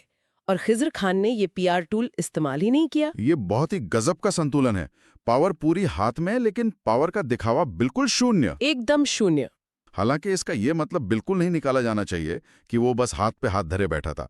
स्रोतों को देखने से पता चलता है कि 1414 से 1421 के अपने शासनकाल में उसने कई बहुत जरूरी कदम उठाए। हाँ, उसने काफी प्रशासनिक काम किए। सबसे पहले तो उसने उस दिल्ली सल्तनत के प्रशासनिक ढांचे को दोबारा खड़ा करने की कोशिश की जो तैमूर के पैरों तले कुचला जा चुका था। पंजाब, मुल्तान और सिंध, जो कि उत्तर पश्चिम के बहुत ही रणनीतिक इलाके थे, वहां उसने अपना कंट्रोल मजबूती से बनाए रखा। और दोआब का क्षेत्र भी। हाँ, इसके साथ ही दोआब क्षेत्र में जो लगातार सिर उठाने वाले विद्रोही थे, उनका भी उसने काफी सख्ती से दमन किया। दोआब के विद्रोहों को दबाना उसकी सबसे बड़ी प्रशासनिक मजबूरी थी। ऐसा क्यों? देखिए, दोआब यानी गंगा और यमुना नदियों के बीच का बेहद उपजाऊ इलाका। यह क्षेत्र किसी भी सल्तनत का एटीएम हुआ करता था। एटीएम बहुत सही तुलना है। अगर वहां से खेती का लगान या टैक्स नहीं आएगा तो खजाना खाली हो जाएगा, और बिना खजाने के न सेना टिक सकती है न साम्राज्य। खिज्र खान ने इसी आर्थिक लाइफलाइन को बचाने के लिए वहां के विद्रोहों को कुचला। तो मतलब वो सिस्टम को जिंदा रखने की पूरी कोशिश कर रहा था। हाँ, लेकिन इन तमाम कोशिशों के बावजूद सच यही है कि उसकी ताकत बहुत सीमित दायरे में सिमटी हुई थी। जो सल्तनत कभी पूरे भारत में फैली थी, वो अब बस कुछ 100 किलोमीटर के दायरे में सिकुड़ गई थी। बहुत बुरा हाल था। और एक कमजोर नींव पर खड़ी इसी व्यवस्था को खींचते खींचते 1421 ईस्वी में खिज्र खां की मृत्यु हो जाती है। अब यहाँ से सैयद वंश की कहानी अपने दूसरे अध्याय में प्रवेश करती है। खिज्र खां के दुनिया से जाने के बाद दिल्ली की गद्दी पर उसका उत्तराधिकारी मुबारक शाह बैठता है, जिसका शासनकाल 1421 से 1434 तक चलता है। यहाँ पर बात बहुत दिलचस्प हो जाती है, क्योंकि मुबारक शाह सत्ता में आते ही अपने पूर्वज की पूरी प्लेबुक को उठाकर खिड़की से बाहर फेंक देता है। उसने एकदम उल्टा काम किया। बिल्कुल। जहां खिज्र खान ने जिंदगी भर एक अंडरकवर मैनेजर की तरह काम किया, वहीं मुबारक शाह ने ऐलान कर दिया कि अब वो एक स्वतंत्र संप्रभु शासक है। उसने अपनी अथॉरिटी दिखाई। हाँ, उसने न सिर्फ सुल्तान की उपाधि सीना तान कर धारण की, बल्कि तुरंत अपने नाम के सिक्के भी टकसाल से जारी करवा दिए। इस 37 साल के छोटे से वंश में मुबारक शाह को ही सबसे योग्य, ऊर्जावान और शक्तिशाली सुल्तान माना जाता है। और मुबारक शाह का ये फैसला कोई भावुक कदम नहीं था। ये दिल्ली सल्तनत के खोए हुए गौरव को वापस लाने की एक आक्रामक कोशिश थी। एक तरह का स्टेटमेंट था। हाँ, जब वो अपने नाम के सिक्के ढलवा रहा था तो वो दरअसल आसपास के सभी विद्रोहियों और विदेशी ताकतों को ये मैसेज दे रहा था कि दिल्ली वापस आ गई है। Delhi is back. बिल्कुल। लेकिन जैसा कि अक्सर होता है, जब आप सत्ता का इतना बड़ा दावा करते हैं तो आपको उसे साबित भी करना पड़ता है। मुबारक शाह का पूरा शासनकाल एक अंतहीन युद्ध के मैदान जैसा था। मतलब उसे शांति नहीं मिली। बिल्कुल नहीं। उसे एक के बाद एक कई मोर्चों पर लगातार विद्रोहों का सामना करना पड़ा। उसी गंगा यमुना दोआब में जहां खिज्र खान ने शांति स्थापित की थी, फिर से आग भड़क उठी। और मेवात में भी तो कुछ हुआ था ना? हाँ, दिल्ली के ठीक बगल में मेवात का इलाका था, जहां के मेवाती सरदार दिल्ली की कमजोरी का फायदा उठाने के लिए हमेशा तैयार रहते थे। उन्होंने बार बार बगावत की और कटेहर, जिसे आज हम रोहिलखंड कहते हैं, सही, वहां भी विद्रोहियों ने तलवारें निकाल लीं। ये तो बिल्कुल वैसा ही है जैसे कोई नया सीईओ कंपनी संभाले और अचानक अलग अलग डिपार्टमेंट्स में हड़ताल शुरू हो जाए। बहुत सटीक उदाहरण है। एक तरफ दोआब का आर्थिक संकट, दूसरी तरफ मेवात के सरदारों की चुनौती और उधर कटेहर का विद्रोह। ऐसा लगता है कि मुबारक शाह को चैन से सांस लेने का एक दिन भी नहीं मिला होगा। लेकिन उसकी योग्यता इसी बात से साबित होती है कि उसने हार नहीं मानी। हाँ, स्रोतों से पता चलता है कि उसने इन सभी विद्रोहों को एक एक करके काफी सफलतापूर्वक कुचला। उसने बिखरते हुए साम्राज्य को अपनी पूरी ताकत से एक साथ बांध के रखा। और इन युद्धों के बीच उसने रचनात्मक काम करने का भी समय निकाल लिया। लेख में यह जिक्र है कि मुबारक शाह ने मुबारकाबाद नाम के एक बिल्कुल नए शहर की नींव रखी। ये एक बहुत बड़ी बात थी उस दौर में। लगातार जंग लड़ते हुए एक नया शहर बसाना, ये अपने आप में ये दिखाता है कि वो इतिहास में अपनी एक स्थायी पहचान छोड़ना चाहता था। नए नगरों की स्थापना मध्यकालीन भारत में सिर्फ ईंट पत्थर का खेल नहीं था, ये एक स्टेटस सिंबल था। मुबारकाबाद बसाकर वो ये जताना चाहता था कि सैयद वंश यहाँ टिकने के लिए आया है, ये कोई अस्थायी व्यवस्था नहीं है। वो लॉन्ग टर्म सोच रहा था। हाँ, लेकिन ये इतिहास का एक बहुत ही कड़वा सच है कि आप बाहर के दुश्मनों से तो जीत सकते हैं, लेकिन जो दुश्मन आपके अपने घर में, आपके सिंहासन के ठीक पीछे खड़े हों, उनसे बचना बहुत मुश्किल होता है। अपनों से धोखा। 1434 ईस्वी में मुबारक शाह की बड़ी ही बेरहमी से हत्या कर दी गई, और ये हत्या किसी मेवाती विद्रोही या बाहरी आक्रांता ने नहीं की थी। ये हत्या खुद उसके दरबार के अमीरों ने की थी, जिन्हें दरबारी कुलीन या नोबल्स कहा जाता था। ये तो बहुत ही शॉकिंग है। अगर हम इसे बड़े परिदृश्य से जोड़कर देखें तो ये घटना सिर्फ एक सुल्तान की मौत नहीं है थी। ये इस बात का एक बहुत बड़ा अलार्म था कि दिल्ली सल्तनत के सिस्टम में अब असली पावर सुल्तान के हाथ में नहीं, बल्कि इन अमीरों के गुटों के हाथ में जा चुकी थी। ये एक बहुत ही गहरी बात है। श्रोताओं के दिमाग में शायद ये सवाल आ रहा होगा कि सुल्तान तो सर्वोच्च होता है, फिर ये अमीर इतने ताकतवर कैसे हो गए? ये पावर डायनामिक्स का हिस्सा है। बिल्कुल। दरअसल ये हमें पावर डायनामिक्स का एक बहुत ही बुनियादी नियम सिखाता है। कोई भी अकेला इंसान इतने बड़े साम्राज्य को नहीं चला सकता। उसे मंत्रियों, सेनापतियों और दरबारियों की एक पूरी टीम चाहिए होती है। एक सपोर्ट सिस्टम चाहिए होता है। हाँ, जब तक शासक मजबूत होता है, ये दरबारी उसके इशारे पर नाचते हैं। लेकिन जैसे ही शासक कमजोर पड़ता है या फिर दरबारियों को लगता है कि शासक उनकी सत्ता के लिए खतरा बन रहा है, तो ये बोर्ड ऑफ डायरेक्टर्स मिलकर अपने ही सीईओ को बाहर का रास्ता दिखा देते हैं। और 15वीं सदी में बाहर का रास्ता दिखाने का मतलब अक्सर मौत ही होता था। हाँ, यहाँ कोई सेवरेंस पैकेज नहीं मिलता था। मुबारक शाह की हत्या के बाद जो हुआ वो इसका सबसे सटीक उदाहरण है। 1434 में मोहम्मद शाह को गद्दी पर बिठाया गया, जो कि एक बहुत ही कमजोर शासक था। और जैसा कि ऐसे हालात में हमेशा होता है, एक शक्तिशाली शासक को मारने वाले दरबारी किसी समझदार इंसान को तो गद्दी पर बिठाएंगे नहीं। उन्हें तो एक कठपुतली चाहिए थी। मोहम्मद शाह बिल्कुल वैसा ही निकला, एक बेहद कमजोर और अक्षम सुल्तान। उसका शासनकाल 1434 से 1445 तक चला। और ये वो समय था जब सैयद वंश के पतन की उल्टी गिनती तेजी से शुरू हो गई। मोहम्मद शाह के उस 11 साल के शासनकाल में दिल्ली सल्तनत का ढांचा ताश के पत्तों की तरह ढहने लगा था। सब कुछ बिखर रहा था। इस लेख में स्पष्ट किया गया है कि मुबारक शाह की हत्या के बाद दरबार के अमीरों का हौसला इतना बढ़ गया था कि अब वे सुल्तान के आदेशों को गंभीरता से लेते ही नहीं थे। हर अमीर अपने अपने गुट बना रहा था और अपने निजी फायदे के लिए सल्तनत को नोच रहा था। भ्रष्टाचार चरम पर था। एकदम। जब केंद्र या राजधानी में इतनी भयानक गुटबाजी और कमजोरी आ जाती है, तो जो दूर के प्रांत होते हैं वो सबसे पहले आजादी का झंडा बुलंद करते हैं। क्योंकि उन्हें पता है सेंटर कमजोर है। मोहम्मद शाह के समय ठीक यही हुआ। कई महत्वपूर्ण प्रांतों ने ये देख लिया कि दिल्ली अब सिर्फ नाम की राजधानी रह गई है, तो उन्होंने खुद को स्वतंत्र घोषित करना शुरू कर दिया। दिल्ली का जो थोड़ा बहुत प्रभाव या खौफ बचा था, वो पूरी तरह से खत्म हो गया। बहुत ही दयनीय स्थिति हो गई थी। जिस सल्तनत को खिज़र खां और मुबारक शाह ने दिन रात एक करके बचाया था, वो मोहम्मद शाह के कमजोर हाथों से रेत की तरह फिसलने लगी। और ये फिसलती हुई सत्ता अंततः उस मोड़ पर आ खड़ी होती है जिसे सुनकर किसी को भी शायद यकीन ना हो। आखिरी शासक की कहानी 1445 ईस्वी में मोहम्मद शाह के बाद सैयद वंश का आखिरी शासक सत्ता में आता है, आलम शाह। यह नाम इतिहास में शायद सबसे अजीबोगरीब घटनाओं में से एक से जुड़ा हुआ है। स्रोतों के अनुसार आलम शाह सिर्फ एक कमजोर शासक नहीं था, बल्कि वो पूरी तरह से अयोग्य था। उसमें शासन करने की कोई इच्छा ही नहीं थी। तो इस सब का मतलब क्या है? इसका मतलब ये है कि सत्ता के शिखर पर एक ऐसा इंसान बैठा था जिसे राजकाज, सेना, राजस्व या साम्राज्य की किसी भी चीज में रत्ती भर भी दिलचस्पी नहीं थी। वो बस किस्मत से उस गद्दी पर बैठ गया था। आलम शाह का चरित्र इतिहास के पन्नों में सचमुच एक विस्मयकारी केस स्टडी है। एक शासक का कमजोर होना तो समझ में आता है, इतिहास ऐसे उदाहरणों से भरा पड़ा है, लेकिन सत्ता से पूरी तरह से उदासीन हो जाना एक अलग ही स्तर की बात है। वो तो जैसे डिप्रेस्ड ही हो गया था। आलम शाह दिल्ली के उस दमघोटू और षड्यंत्रों से भरे दरबारी माहौल से इतना ज्यादा ऊब चुका था कि उसने एक दिन अजीब सा फैसला लिया। वो दिल्ली की गद्दी, जो कि पूरे सल्तनत की धुरी थी, उसे वैसे ही छोड़कर बदायूं नाम की जगह पर जाकर रहने लगा। बिना किसी लड़ाई के? हाँ, बदायूं जाना कोई रणनीतिक रिट्रीट नहीं था।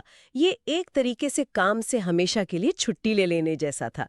जब किसी देश का मुखिया अपनी राजधानी और अपना सिंहासन छोड़कर किसी दूसरे शहर में शांति की तलाश में चला जाए, तो उस साम्राज्य का कोलैप्स होना तो तय ही था। ये घटना इतनी दिलचस्प है कि आज के संदर्भ में अगर सोचें तो ऐसा लगता है जैसे आलम शाह को सत्ता संभालना एक बहुत ही बोरिंग और टॉक्सिक 9 to 5 की नौकरी लगने लगा था। सही बात है। लोग दिल्ली के उस सिंहासन के लिए अपने सगे भाइयों का कत्ल कर देते थे, बाप को जेल में डाल देते थे, और आलम शाह का रवैया ऐसा था कि भाई मुझसे नहीं हो रहा, मैं तो चला बदायूं आराम करने। उसने सच में सब कुछ छोड़ दिया। उसने अपना बोरिया बिस्तर बांधा और वो निकल गया। और इसी के चलते 1451 ईस्वी में वो ऐतिहासिक घटना घटी जिसने सैयद वंश का नामो निशान मिटा दिया। जब आलम शाह बदायूं में एक शान जीवन बिता रहा था, तब दिल्ली की सत्ता पूरी तरह से लावारिस पड़ी थी, खाली पड़ी थी गद्दी। ऐसे में उसने जो कदम उठाया वो शायद किसी भी शासक ने नहीं उठाया होगा। उसने बिना कोई युद्ध लड़े, बिना तलवार म्यान से निकाले और पूरी तरह अपनी खुशी और स्वेच्छा से दिल्ली की सत्ता बहलोल लोदी नाम के एक शक्तिशाली अफगान सरदार को सौंप दी।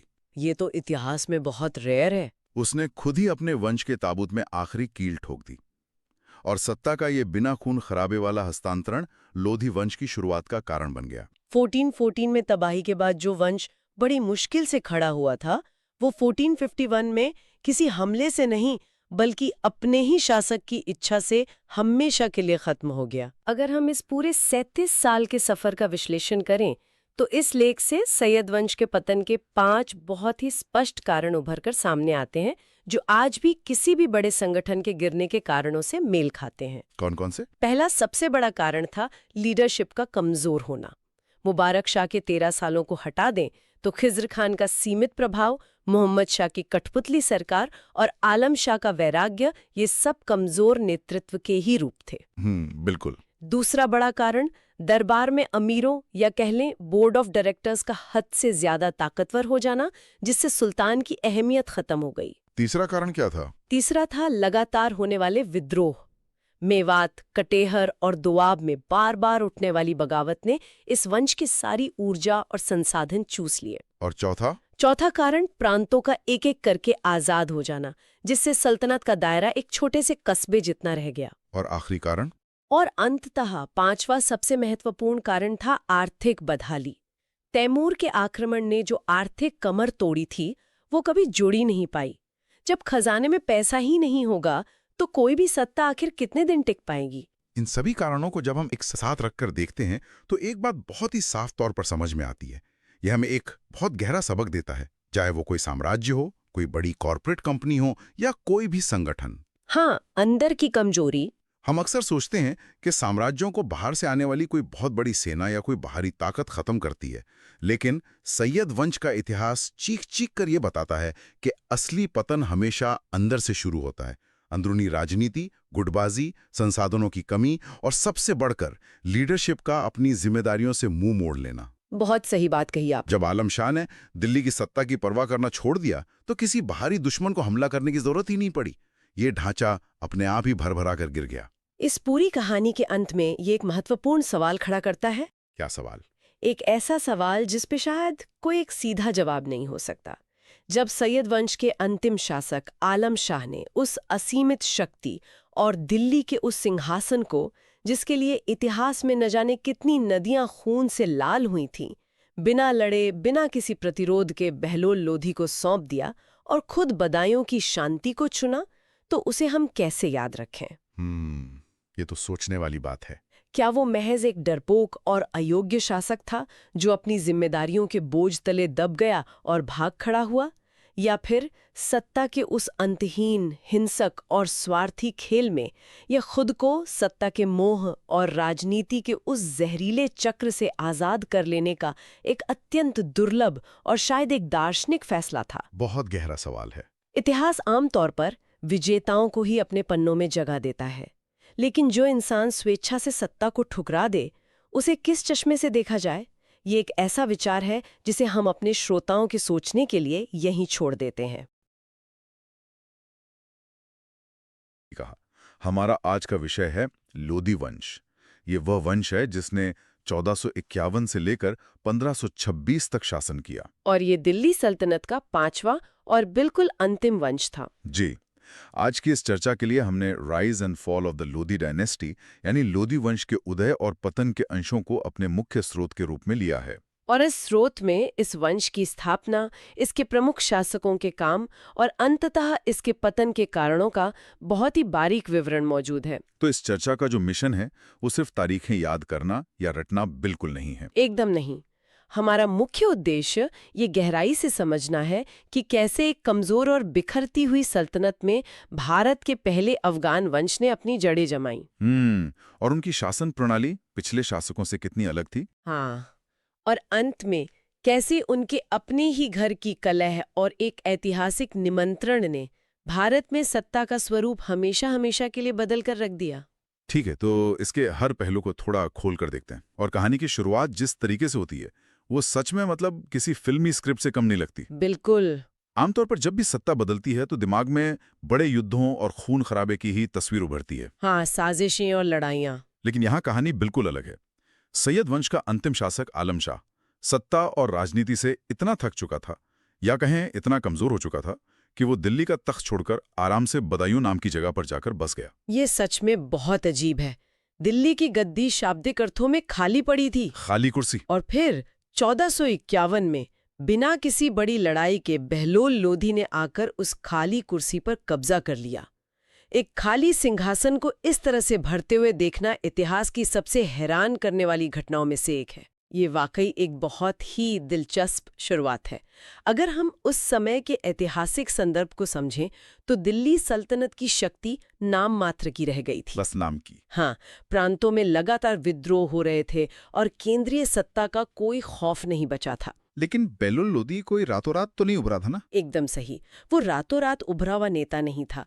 वो पहले सरहिंद का सूबेदार था और अफगान सरदारों का एक बहुत ही मजबूत और प्रभावशाली नेता था। उसने स्थिति की नजाकत को समझा। बिल्कुल। जब उसने देखा कि गद्दी खाली है और कोई मजबूत दावेदार नहीं है, तो उसने बहुत ही चतुराई से 1451 में सत्ता अपने हाथों में ले ली। यहाँ पर जो बात सबसे ज्यादा ध्यान खींचती है वो ये है कि लोधी वंश भारत का पहला ऐसा शासक वंश था जो पूरी तरह से अफगान मूल का था। जी, इससे पहले दिल्ली पर शासन करने वाले मुख्य रूप से तुर्क थे। तो एक नए मूल के लोगों का सत्ता में आना केवल चेहरों का बदलाव नहीं था, बल्कि ये अपने साथ एक नई संस्कृति और बिल्कुल नई शासन व्यवस्था भी लेकर आया। बिल्कुल। और यही वो जगह है जहां लोधी वंश की शासन व्यवस्था की गहराई को समझना बहुत जरूरी हो जाता है। तो स्रोत इसके बारे में क्या बता दें? ऐतिहासिक स्रोतों के आधार पर उनकी शासन शैली का विश्लेषण करें तो हम पाते हैं कि अफगान समाज पूरी तरह से कबीलाई व्यवस्था पर आधारित था। कबीलाई व्यवस्था मतलब पिछले तुर्क शासकों के विपरीत, जहां सुल्तान को धरती पर ईश्वर की परछाई माना जाता था और वो एक ऊंचे तख्त पर बैठता था, बहलोल लोधी ने एक बिल्कुल अलग रास्ता चुना। उसने अपने अफगान सरदारों के साथ समानता का संबंध रखा। तो इसका मतलब ये हुआ कि वो खुद को उनसे बहुत ऊपर या एक तानाशाह की तरह नहीं मानता था। लेकिन एक राजा के लिए ऐसा करना क्या उसके अधिकार को कमजोर नहीं करता? मैं सोच रहा था कि सुल्तान को तो सुल्तान की तरह दिखना चाहिए। ये एक बहुत ही महत्वपूर्ण सवाल है। सतह से देखने पर ये कमजोरी लग सकती है, लेकिन असल में ये बहलोल लोधी की एक बहुत ही सोची समझी राजनीतिक रणनीति थी। अच्छा। अफगान संस्कृति में समान लोगों में प्रथम का सिद्धांत चलता था। बहलोल लोधी जानता था कि वो उन सरदारों के समर्थन के बिना एक दिन भी गद्दी पर नहीं टिक सकता। ये तो है। स्रोत बताते हैं कि वो कभी भी ऊंचे सिंहासन पर नहीं बैठता था, बल्कि अपने सरदारों के साथ कालीन पर बैठता था। जब कोई सरदार बीमार होता तो वो खुद उसका हालचाल लेने जाता था। उसने सरदारों को प्रशासन में महत्वपूर्ण जागीरें दी। तो एक नए वंश को स्थापित करने और उसे टिकाए रखने के लिए अपने लोगों का ये समर्थन हासिल करना सबसे ज्यादा जरूरी था। एकदम सही। अगर इसे आज के परिप्रेक्ष्य में समझा जाए तो ये कुछ ऐसा था जैसे एक कंपनी के फाउंडर ने अपने शुरुआती साथियों को पार्टनर बनाकर कंपनी खड़ी की हो। वो उन्हें कर्मचारी नहीं बल्कि हिस्सेदार मानता था। ये बहुत ही सटीक तुलना है। और इस रणनीति का फायदा भी उसे मिला। स्रोत बताते हैं कि बहलोल लोधी ने केवल सत्ता ही नहीं संभाली, बल्कि दिल्ली सल्तनत की खोई हुई ताकत और जमीन को वापस लाने का भी जोरदार प्रयास किया। बिल्कुल। और इसी पार्टनरशिप के दम पर उसने कई सैन्य सफलताएं भी हासिल की। उसकी सबसे बड़ी सफलताओं में से एक थी जौनपुर पर विजय। जौनपुर, जिसे उस समय पूरब का सिराज कहा जाता था। जी हाँ, जौनपुर में उस समय शर्की वंश का शासन था, जो एक बहुत ही शक्तिशाली और समृद्ध राज्य बन चुका था। शर्की शासक दिल्ली के लिए एक बड़ा खतरा थे। बहलोल लोदी ने कई सालों के संघर्ष के बाद अंततः जौनपुर को जीतकर वापस दिल्ली सल्तनत में मिला लिया। इसके अलावा उसने पंजाब और दोआब क्षेत्र में उठ रहे विद्रोहों को भी कुचल दिया। दुआब यानी गंगा और यमुना नदियों के बीच का बेहद उपजाऊ क्षेत्र जो सल्तनत के राजस्व का मुख्य स्रोत था। एकदम सही। इन क्षेत्रों पर कब्जा करके उसने बिखरती हुई सल्तनत को आर्थिक और सैन्य रूप से फिर से एक मजबूत सूत्र में पिरोने का काम किया। तो बहलोल लोदी ने एक तरह से एक बहुत ही मजबूत नींव तैयार कर दी थी और 1489 में उसके निधन के बाद सत्ता उसके बेटे सिकंदर लोदी के हाथों में आई। हाँ, सिकंदर लोदी। सिकंदर लोदी का शासनकाल 1489 से 1517 तक रहा। हमारे स्रोत और इतिहासकार इस बात पर एकमत हैं कि सिकंदर लोदी इस वंश का सबसे योग्य और शक्तिशाली शासक था।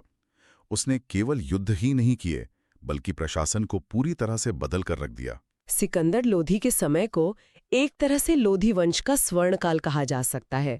वो जानता था कि केवल युद्ध जीतकर एक साम्राज्य को लंबे समय तक नहीं चलाया जा सकता।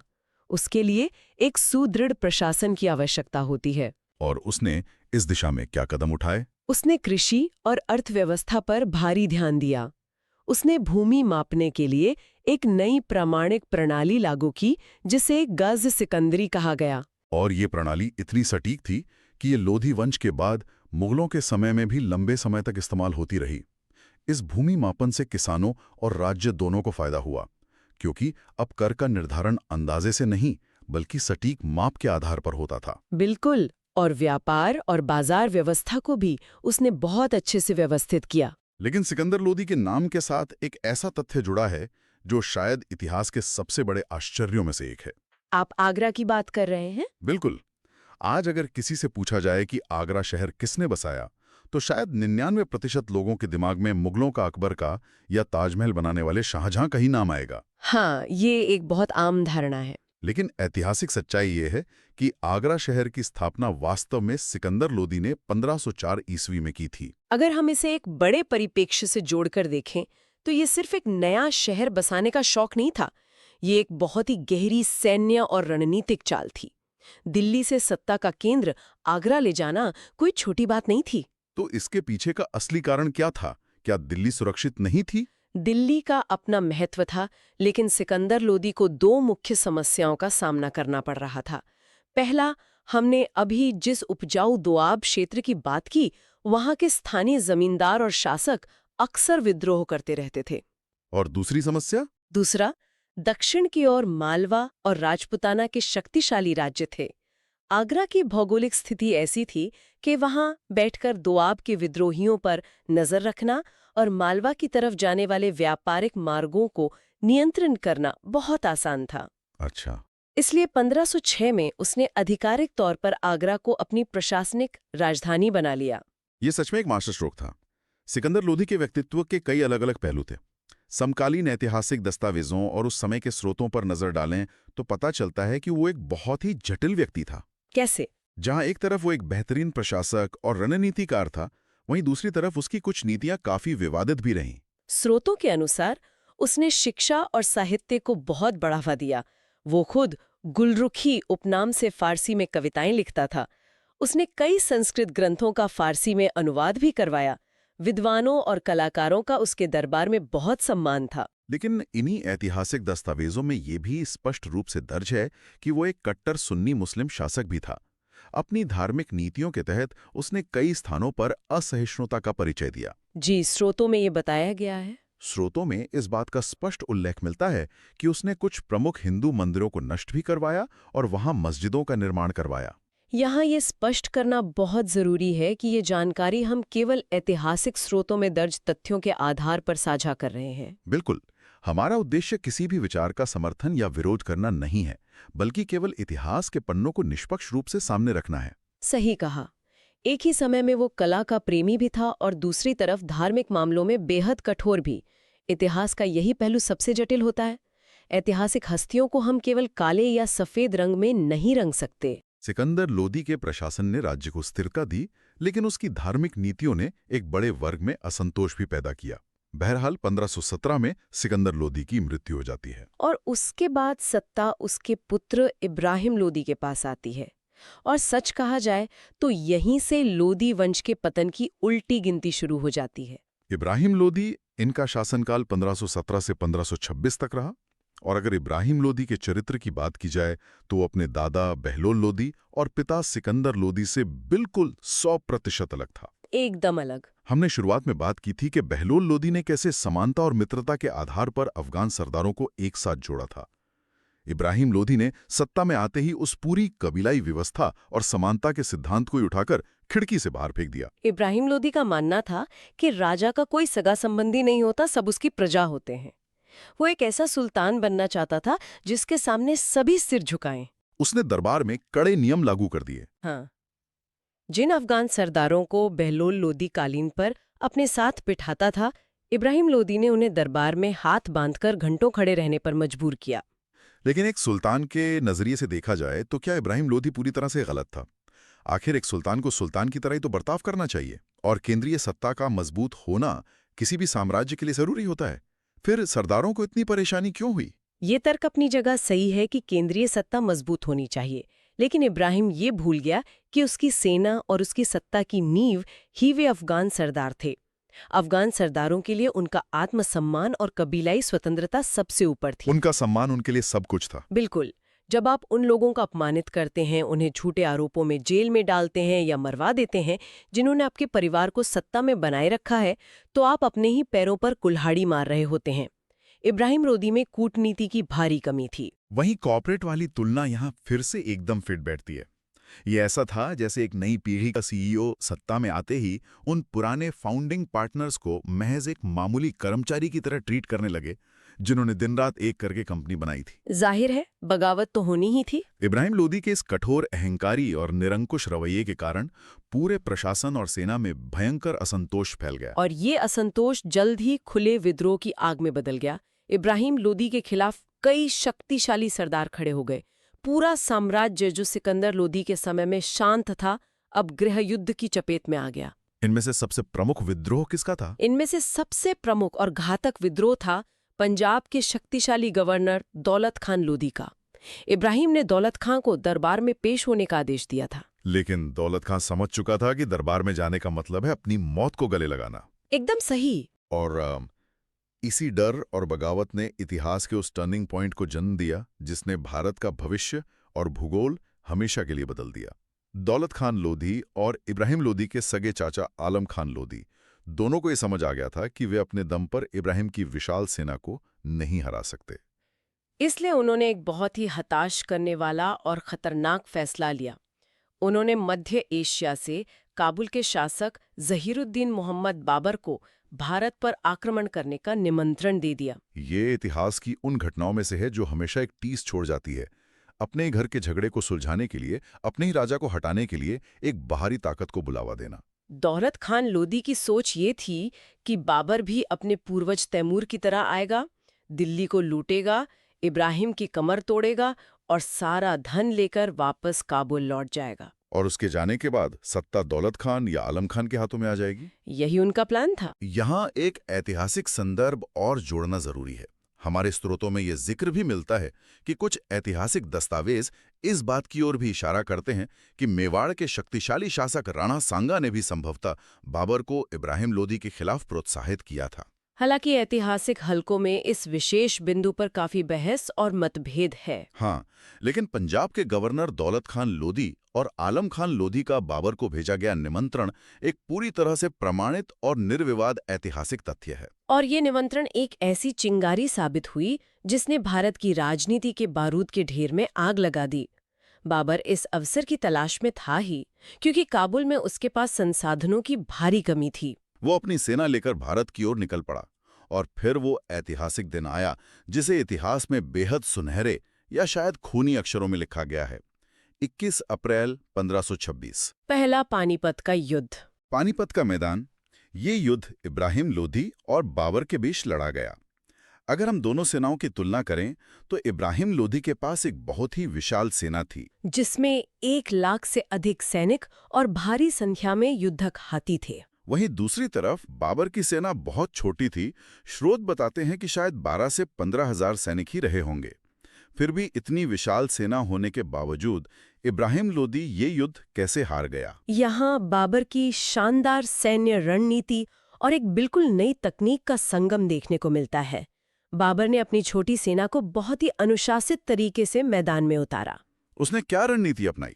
उसने अपनी सेना के आगे बैलगाड़ियों की एक लंबी कतार खड़ी कर दी और उन्हें चमड़े की रस्सियों से आपस में बांध दिया ताकि इब्राहिम के हाथी सीधे हमला न कर सकें। इसके अलावा बाबर ने अपनी प्रसिद्ध तुलुगमा नीति का इस्तेमाल किया। तुलुगमा नीति, इसे थोड़ा आसान भाषा में समझते हैं। तुलुगमा का मतलब है अपनी सेना को कई हिस्सों, दाईं बाएं और मध्य में इस तरह बांटना कि दुश्मन की सेना को आगे से रोकने के साथ साथ तेज घुड़सवार टुकड़ियों के जरिए पीछे और बगल से भी घेर लिया जाए। तो इब्राहिम की भारी भरकम सेना इस तेज और लचीली रणनीति के सामने उलझ कर रह गई। जी हाँ, लेकिन जो सबसे बड़ा गेम चेंजर था वो कुछ और ही था। ऐतिहासिक दस्तावेजों पर नजर डालें तो इस युद्ध में बाबर की जीत का सबसे बड़ा और विनाशकारी कारण था उसका तोपखाना। उस्ताद अली और मुस्तफा नाम के उसके दो प्रमुख तोपचियों ने कहर बरपा दिया। बिल्कुल, उस समय भारत की सेनाओं के लिए युद्ध के मैदान में तोपों की भयानक गरज, आग और उनका विनाशकारी प्रभाव बिल्कुल नई और खौफनाक बात थी। इब्राहिम लोदी की सेना को इसका कोई अंदाजा ही नहीं था। इब्राहिम की सेना की सबसे बड़ी ताकत उसके हाथी थे, लेकिन जब तोपों के गोले फटे और भयानक आवाज हुई तो वे हाथी बुरी तरह घबरा गए। वे आगे बढ़ने के बजाय पीछे मुड़ गए और अपनी ही सेना के सैनिकों को बुरी तरह कुचलना शुरू कर दिया। और इस युद्ध का अंतिम परिणाम बहुत ही निर्णायक और भयानक रहा। सुल्तान इब्राहिम लोधी अपनी विशाल सेना के बावजूद युद्ध के मैदान में लड़ते हुए मारा गया। दिल्ली सल्तनत के पूरे इतिहास में वो पहला और एकमात्र सुल्तान था जो सीधे युद्ध भूमि में वीर गति को प्राप्त हुआ।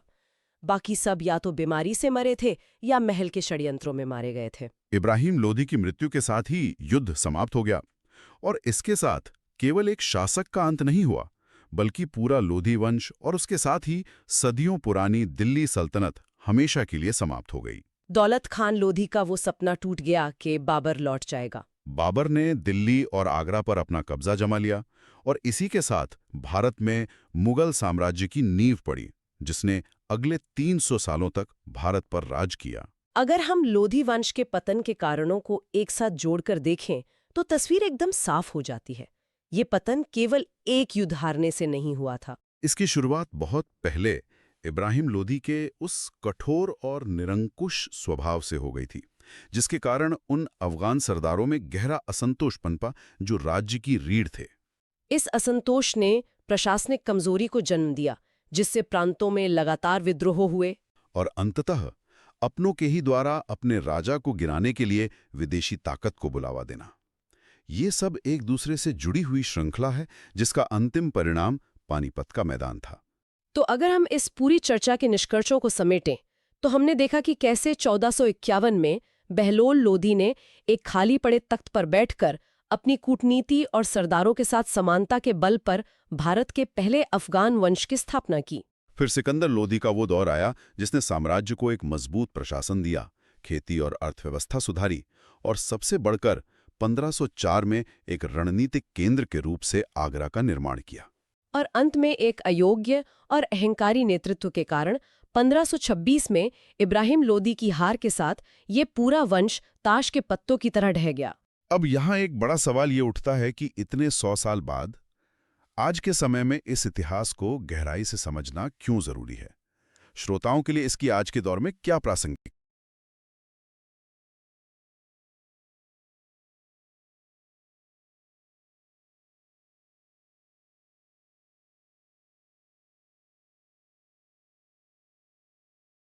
क्या हो जब ये पता चले कि एक पूरा का पूरा साम्राज्य जिसने भारत के एक बहुत बड़े भूभाग पर लगभग 300 सालों तक राज किया, उसकी असली ताकत सिर्फ तलवारों में नहीं थी। बिल्कुल नहीं थी। बल्कि उसकी ताकत फाइलों, रजिस्टरों और एक बेहद जटिल पेपर वर्क में छिपी थी। आज के हमारे इस गहन विश्लेषण का मुख्य विषय ठीक यही है, दिल्ली सल्तनत की प्रशासनिक व्यवस्था। और आज हमारे पास स्रोतों का एक बेहद दिलचस्प ढेर है, एकदम, जिसमें मध्यकालीन फारसी वृत्तांतों के अनुवाद हैं, ऐतिहासिक दस्तावेजों का विस्तृत विश्लेषण है और आधुनिक प्रशासनिक शोध पत्र भी शामिल हैं। और इन्हीं के आधार पर हम ये डिकोड करेंगे कि कैसे व्यवस्था केवल सैन्य बल के दम पर नहीं, बल्कि तुर्क फारसी और भारतीय प्रशासनिक परंपराओं के एक बेहद चतुर मिश्रण के सहारे इतने लंबे समय तक टिकी रही। बिल्कुल, और इस चर्चा का मुख्य मिशन ये समझना है कि आज का जो आधुनिक कॉरपोरेट ढांचा है या हमारी सरकारी लाल फीताशाही है, वो भी जाने अनजाने में इन्हीं पुरानी व्यवस्थाओं की नींव पर खड़ी है। तो चलिए इसे थोड़ा विस्तार से समझते हैं। इस विश्लेषण के लिए ये एक बेहतरीन प्रस्थान बिंदु है। आज हम स्रोतों के आधार पर जिन प्रमुख तंत्रों को खोल कर देखेंगे वे हैं उनका अत्यधिक केंद्रीकृत राजतंत्र और उनकी वो जटिल नौकरशाही जिसे हम आज ब्यूरोक्रेसी कहते हैं। सही कहा, उनका राजस्व यानी पैसे कमाने का मॉडल, और सबसे जरूरी सेना पर उनका नियंत्रण। मतलब अगर हम इन दस्तावेजों की परतों को हटाएं तो ये सिर्फ इतिहास के पन्ने नहीं है। तो फिर क्या है? ये स्टेट क्राफ्ट या राज्य चलाने की कला का एक मास्टर क्लास है। तो शुरुआत करते हैं इस पूरी मशीनरी के केंद्र बिंदु से, यानी राज्य के स्वरूप और सुल्तान की शक्ति से। इन दस्तावेजों को पढ़ते हुए मेरे दिमाग में सुल्तान की जो छवि बनी ना, वो एक आधुनिक एब्सोल्यूट सीईओ जैसी है। एब्सोल्यूट सीईओ, दिलचस्प तुलना है। हाँ, मतलब एक ऐसा सीईओ जिसके पास वीटो पावर है, कार्यपालिका, न्यायपालिका, सैन्य और विधायी, यानी एग्जीक्यूटिव फैसलों से लेकर सेना को लीड करने तक। बिल्कुल, और कानून बनाने तक की सारी शक्तियां उसी एक कुर्सी पर बैठी हैं। सुल्तान वास्तव में पूरी व्यवस्था की धुरी था। वो सिर्फ सेना का सर्वोच्च कमांडर नहीं था, बल्कि वो कानून का स्रोत भी था और उसे लागू करवाने वाला मुख्य अधिकारी भी। लेकिन यहाँ जो बात सबसे ज्यादा ध्यान खींचती है वो ये है कि सैद्धांतिक रूप से सुल्तान खुद को इस दुनिया का सर्वोच्च शासक नहीं मानता था। अच्छा। हाँ, दस्तावेजों के अनुसार वो खुद को इस्लामिक दुनिया के खलीफा का प्रतिनिधि या नायब मानता था। मुझे यहीं पर थोड़ी उलझन हुई थी। मतलब अगर वो एक एब्सोल्यूट सीईओ है जिसके पास सारी शक्तियां हैं, तो वो किसी और को रिपोर्ट करने का दिखावा क्यों कर रहा है? क्या वो सच में खलीफा से आदेश ले रहा था? व्यवहारिक रूप से देखा जाए तो बिल्कुल नहीं। खलीफा हजारों मील दूर बैठा था और सुल्तान ही यहाँ का असली बॉस था। तो फिर ये सब क्यों? ये एक बहुत ही सोची समझी कूटनीतिक चाल थी। मध्यकालीन समाज में वैधता या लेजिटिमेसी बहुत मायने रखती थी। सुल्तान को सिर्फ तलवार के डर से राज नहीं करना था। उसे जनता और उलेमा को भी तो खुश रखना था। एकदम सही।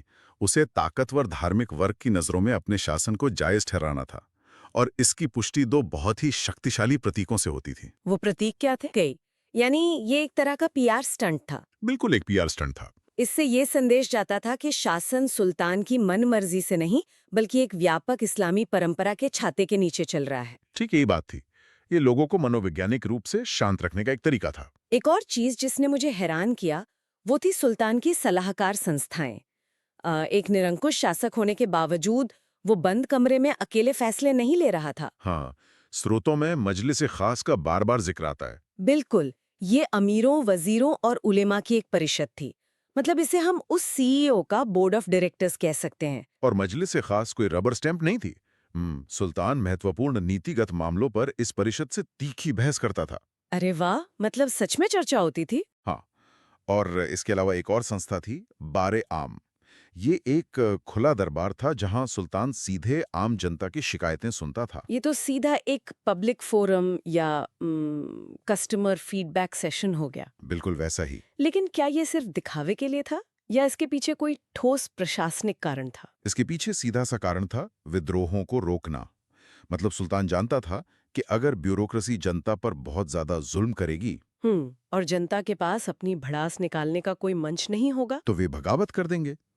बारे आम के जरिए सुल्तान सीधे प्रजा की नब्ज टटोलता था, ताकि उसे पता चलता रहे कि उसके अधिकारी जमीन पर कर क्या रहे हैं। बिल्कुल, ये एक तरह का रिस्क मैनेजमेंट था। ये दिखाता है कि सत्ता निरंकुश जरूर थी, लेकिन वो किसी वैक्यूम में काम नहीं कर रही थी।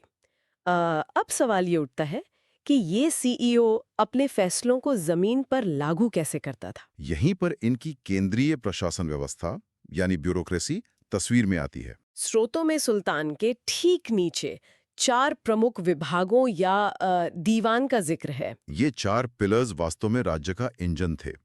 अगर हम पहले पिलर की बात करें तो वो था दीवान वजारत, जिसका प्रमुख वजीर होता था। इसका मुख्य काम था वित्त और राजस्व व्यवस्था देखना, साम्राज्य का बजट तैयार करना और खजाने का हिसाब रखना। तो आज के संदर्भ में ये सीधे तौर पे हमारा वित्त मंत्रालय हो गया, और वजीर एक तरह से चीफ फाइनेंशियल ऑफिसर या सीएफओ। वजीर की हैसियत इससे भी बड़ी थी। वो अक्सर प्रधानमंत्री की भूमिका में होता था। लेकिन जो सबसे दिलचस्प प्रशासनिक चाल थी, वो दूसरे विभाग में दिखती है, दीवाने अर्ज। अच्छा, ये कौन सा विभाग था? ये सैन्य संगठन था और इसका प्रमुख आरजे मुमालिक कहलाता था। सैनिकों की भर्ती, घोड़ों का निरीक्षण, सेना को तैयार रखना, ये सब इसका काम था। यहाँ मैं एक सवाल पूछना चाहूंगी। सेना साम्राज्य का सबसे महत्वपूर्ण हिस्सा थी, तो सेना का नियंत्रण सीधे वजीर को क्यों नहीं दे दिया गया? ये दोनों विभाग अलग-अलग क्यों रखे गए हैं? यही तो वो चेक एंड बैलेंस या शक्ति संतुलन है जो इस व्यवस्था को इतना टिकाऊ बनाता था। सोचिए, अगर सेना का कमांडर ही खजाने की चाबी रखेगा। ओह, तो वो सुल्तान को रातों रात गद्दी से उतार सकता है। बिल्कुल। सैन्य प्रमुख के पास सेना थी, लेकिन उनका वेतन बांटने का पैसा वजीर के पास से आता था। दोनों एक दूसरे पर निर्भर थे और सुल्तान दोनों के ऊपर बैठा था। क्या बात है! इस व्यवस्था ने कई सैन्य तख्ता पलट होने से रोके। ये वाकई बहुत गहरी सोच है। एक के पास बंदूक है तो दूसरे के पास गोलियां खरीदने का पैसा। दोनों अकेले कुछ नहीं कर सकते। एकदम सही। इसके बाद जो तीसरा विभाग आता है वो है दीवाने इंशा, जिसका प्रमुख दबीर मुमालिक था। जब मैं इसके बारे में पढ़ रही थी तो मुझे लगा कि यही वो विभाग है जहां असल पेपर वर्क होता था। ये साम्राज्य का नर्व सेंटर या आधुनिक सचिवालय था। शाही फरमान तैयार करना, उन्हें प्रांतों तक पहुंचाना और सबसे अहम बात, राज्य के हर छोटे बड़े फैसले का लिखित अभिलेख या रिकॉर्ड रखना इसी विभाग का काम था। लेकिन जरा सोचिए, 14वीं सदी में बिना ईमेल या इंटरनेट के दिल्ली से कोई फरमान बंगाल या मुल्तान कैसे पहुंचता था? ये तो बहुत मुश्किल रहा होगा। इसके लिए दीवाने इंशा एक बेहद कुशल डाक व्यवस्था या रिले सिस्टम पर निर्भर था। Relay system? वो कैसे काम करता था? हर कुछ कोस की दूरी पर तेज दौड़ने वाले घोड़े और धावक तैनात रहते थे, जिन्हें बरीद कहा जाता था। अच्छा। कोई भी शाही फरमान दिन रात सफर करके कुछ ही दिनों में साम्राज्य के दूसरे कोने तक पहुंच जाता था। बिना इस सटीक पत्राचार व्यवस्था के कोई भी प्रांत कुछ ही महीनों में खुद को स्वतंत्र घोषित कर सकता था। और चौथा बुनियादी पिलर था दीवाने रिसालत, जिसे सद्र उस सुदूर संभालता था। ये धार्मिक मामलों, मस्जिदों के निर्माण और उलेमा को दी जाने वाली मदद का प्रबंधन करता था। हाँ, और ये विभाग कूटनीति का काम भी करता था, खासकर विदेशी राजदूतों में स्वागत और बाहरी इस्लामी दुनिया के साथ संबंध बनाए रखने में। ये 4 बुनियादी पिलर तो समझ में आते हैं, लेकिन जब हम कालक्रम में आगे बढ़ते हैं तो कुछ सुल्तानों ने ऐसे नए विभाग बनाए जिन्होंने सच में मुझे सोचने पर मजबूर कर दिया। जैसे कि अलाउद्दीन खिलजी के सुधार। हाँ, जैसे उसका दीवान ए रियासत, बाजार और मूल्य नियंत्रण के लिए एक पूरा का पूरा विभाग। मैं यहाँ थोड़ा अटक गई थी। क्यों, क्या हुआ? मतलब मध्यकालीन दौर में जहाँ अर्थव्यवस्थाएं बहुत हद तक स्थानीय होती थीं, वहाँ किसी सुल्तान ने एक एक सुई और अनाज के दाने की कीमत कैसे और क्यों तय कर दी? इसके पीछे का क्यों बहुत दिलचस्प है। अलाउद्दीन को मंगोलों के आक्रमणों से बचने के लिए एक विशाल स्थायी सेना की जरूरत थी। सेना तो चाहिए ही थी, लेकिन खजाने में इतना पैसा नहीं था कि वो सभी सैनिकों को भारी वेतन दे सकें। तो समाधान ये निकाला गया कि सैनिकों का वेतन कम रखा जाए, लेकिन दिल्ली के बाजारों में हर जरूरत की चीज की कीमतें इतनी सस्ती और स्थिर कर दी जाएं कि सैनिक उस कम वेतन में भी आराम से रह सकें। लेकिन व्यापारी कोई समाज सेवक तो थे नहीं। अगर सरकार कीमत कम कर देगी तो व्यापारी अपना माल छुपा लेंगे या बेचना बंद कर देंगे। बिल्कुल ऐसा ही होता। तो फिर उन्होंने इस मूल्य नियंत्रण को जमीन पर लागू कैसे किया? बिना ब्लैक मार्केट बने ये कैसे संभव हुआ? यहीं पर प्रशासन की क्रूरता सामने आती है। उन्होंने मुहत्तसिब नामक बाजार निरीक्षकों की एक पूरी फौज उतार दी। मुहत्तसिब? हाँ, और नियमों को लागू करने का तरीका बेहद खौफनाक था। स्रोतों में साफ लिखा है कि अगर कोई व्यापारी तय कीमत से ज्यादा वसूलता या कम वजन तौलता था तो क्या करते थे? तो जितना वजन उसने कम तौला है उतना ही मांस उसके शरीर से काट लिया जाता था। अरे बाप रे, ये तो रोंगटे खड़े कर देने वाला तरीका है। इस खौफ ने पूरी सप्लाई चेन को एक घड़ी की सुई की तरह सटीक बना दिया था। इससे पता चलता है कि वे नीतियां सिर्फ कागजों पर नहीं बनाते थे, उन्हें लागू करने की भयानक इच्छा शक्ति भी रखते थे। इसी तरह एक और विभाग मुझे मिला, दीवाने मुस्तखराज। अलाउद्दीन खिलजी ने ही इसे भी शुरू किया था। इसका मुख्य काम था बकाया कर या टैक्स की वसूली करना। ये तो आधुनिक टैक्स रिकवरी एजेंसीज या इन्फोर्समेंट डायरेक्टरेट यानी ईडी जैसी संस्थाओं की याद दिलाता है। बिल्कुल। अगर किसी जमींदार ने टैक्स का पैसा दबा रखा है तो मुस्तखराज की टीम वहां पहुंच जाती थी। इसके अलावा बाद के सुल्तानों ने राज्य की भूमिका को सिर्फ पुलिस या टैक्स कलेक्टर से आगे बढ़ाया। मोहम्मद बिन तुगलक ने दीवाने अमीर कोही की स्थापना की, जो कृषि विकास का विभाग था, राइट? हाँ, राज्य ये समझ गया था कि अगर टैक्स बढ़ाना है तो किसानों को अच्छी फसल उगाने के लिए बीज और ऋण देना होगा, जिसे वो सोंधर कहते थे। और फिर फिरोज शाह तुगलक के समय कल्याणकारी विभागों का दौर आता है। दीवाने बंदगान, जो हजारों गुलामों के रखरखाव और उन्हें काम सिखाने के लिए था। और दीवाने खैरात, जो अनाथों और विधवाओं को आर्थिक मदद देता था। ये सब दिल्ली में बैठकर हो रहा था। लेकिन दिल्ली कोई पूरा भारत तो नहीं है। इतने विशाल साम्राज्य के दूर दराज के इलाकों जैसे गुजरात या डेक्कन को दिल्ली से कैसे कंट्रोल किया जाता था? यहाँ स्रोतों में इल्तुतमिश द्वारा विकसित इक्ता प्रणाली का विस्तृत विश्लेषण मिलता है। इक्ता प्रणाली। इक्ता प्रणाली ही वो गोंद थी जिसने सल्तनत के अलग-अलग भौगोलिक हिस्सों को एक साथ बांध कर रखा था। जब मैंने इक्ता प्रणाली के काम करने के तरीके को डिकोड किया तो मुझे इसमें सीधे तौर पर एक फ्रेंचाइजी मॉडल दिखाई दिया। एक फ्रेंचाइजी मॉडल? ये कैसे? इसे थोड़ा समझाइए। देखिए, सुल्तान मान लीजिए हेडक्वार्टर का मुख्य मालिक है। उसने पूरे साम्राज्य को अलग अलग इलाकों या इक्ता में बांट दिया और वहां अपनी फ्रेंचाइजी खोल दी। दिलचस्प है। हर फ्रेंचाइजी को चलाने के लिए उसने एक मैनेजर नियुक्त कर दिया, जिसे मुक्ति या इक्तादार कहा गया। अब इस मैनेजर का काम क्या है? उसे अपने इलाके से कर वसूलना है, वहां कानून व्यवस्था बनाए रखनी है और जब भी सुल्तान को जरूरत हो अपनी सैन्य टुकड़ी भेजनी है। ये एनालॉजी इस व्यवस्था की जटिलता को बहुत आसानी से समझाती है। और इस फ्रेंचाइजी मॉडल की सबसे बड़ी शर्त क्या थी? ये कि मैनेजर कंपनी का मालिक नहीं होता। बिल्कुल। स्रोत स्पष्ट रूप से जोर देते हैं कि इक्ता का पद वंशानुगत यानी हेरिडेटरी नहीं था। यानी इक्तादार का बेटा ये दावा नहीं कर सकता था कि मेरे पिता के बाद ये प्रांत मेरा है। एकदम सही। सुल्तान एक आधुनिक कॉर्पोरेट बॉस की तरह उनका लगातार ट्रांसफर करता रहता था, ताकि कोई भी एक जगह पर बहुत ज्यादा ताकतवर न हो जाए। और इसके आर्थिक पहलू पर गौर कीजिए। इक्तादार सारा वसूला हुआ राजस्व अपनी जेब में नहीं रख सकता था। वो अपना वेतन, प्रशासनिक खर्च और अपनी सेना का खर्च निकालता था। और बाकी का क्या? इसके बाद जो अतिरिक्त आय बचती थी, जिसे दस्तावेजों में फवाजिल कहा गया है, उसे सीधा केंद्रीय खजाने में भेजना अनिवार्य था।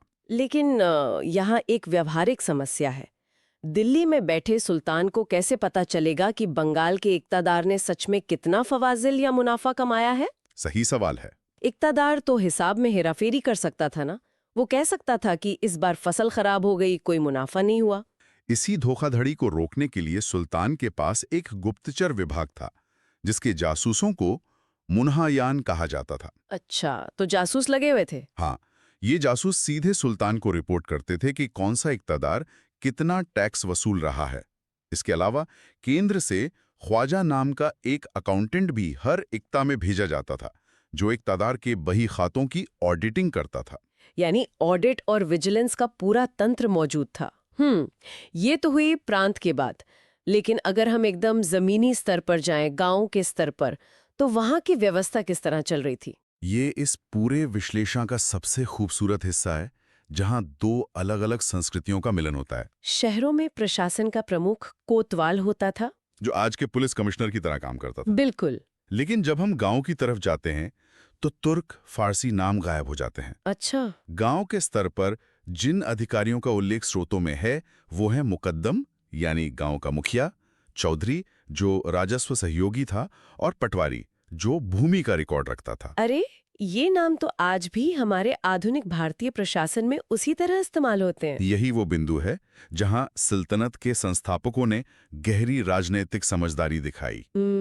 वे बाहर से आए थे, लेकिन वो जानते थे कि भारत के विशाल ग्रामीण समाज को रातों रात नहीं बदला जा सकता। समझदारी का काम किया। इसलिए उन्होंने जमीनी स्तर की उस हिंदू प्रशासनिक व्यवस्था को बिल्कुल नहीं छेड़ा जो पहले से प्रभावी ढंग से काम कर रही थी। उन्होंने बस उन मुकद्दमों और पटवारियों को अपने ऊपर के इक्ता ढांचे के साथ जोड़ दिया। पटवारी का काम उस समय भी जमीन के छोटे-छोटे टुकड़ों का हिसाब रखना था और आज भी वही है। एकदम वही। ये सच में एक ऐसा प्रशासनिक ढांचा था जो ऊपर से विदेशी और नीचे से पूरी तरह स्वदेशी था।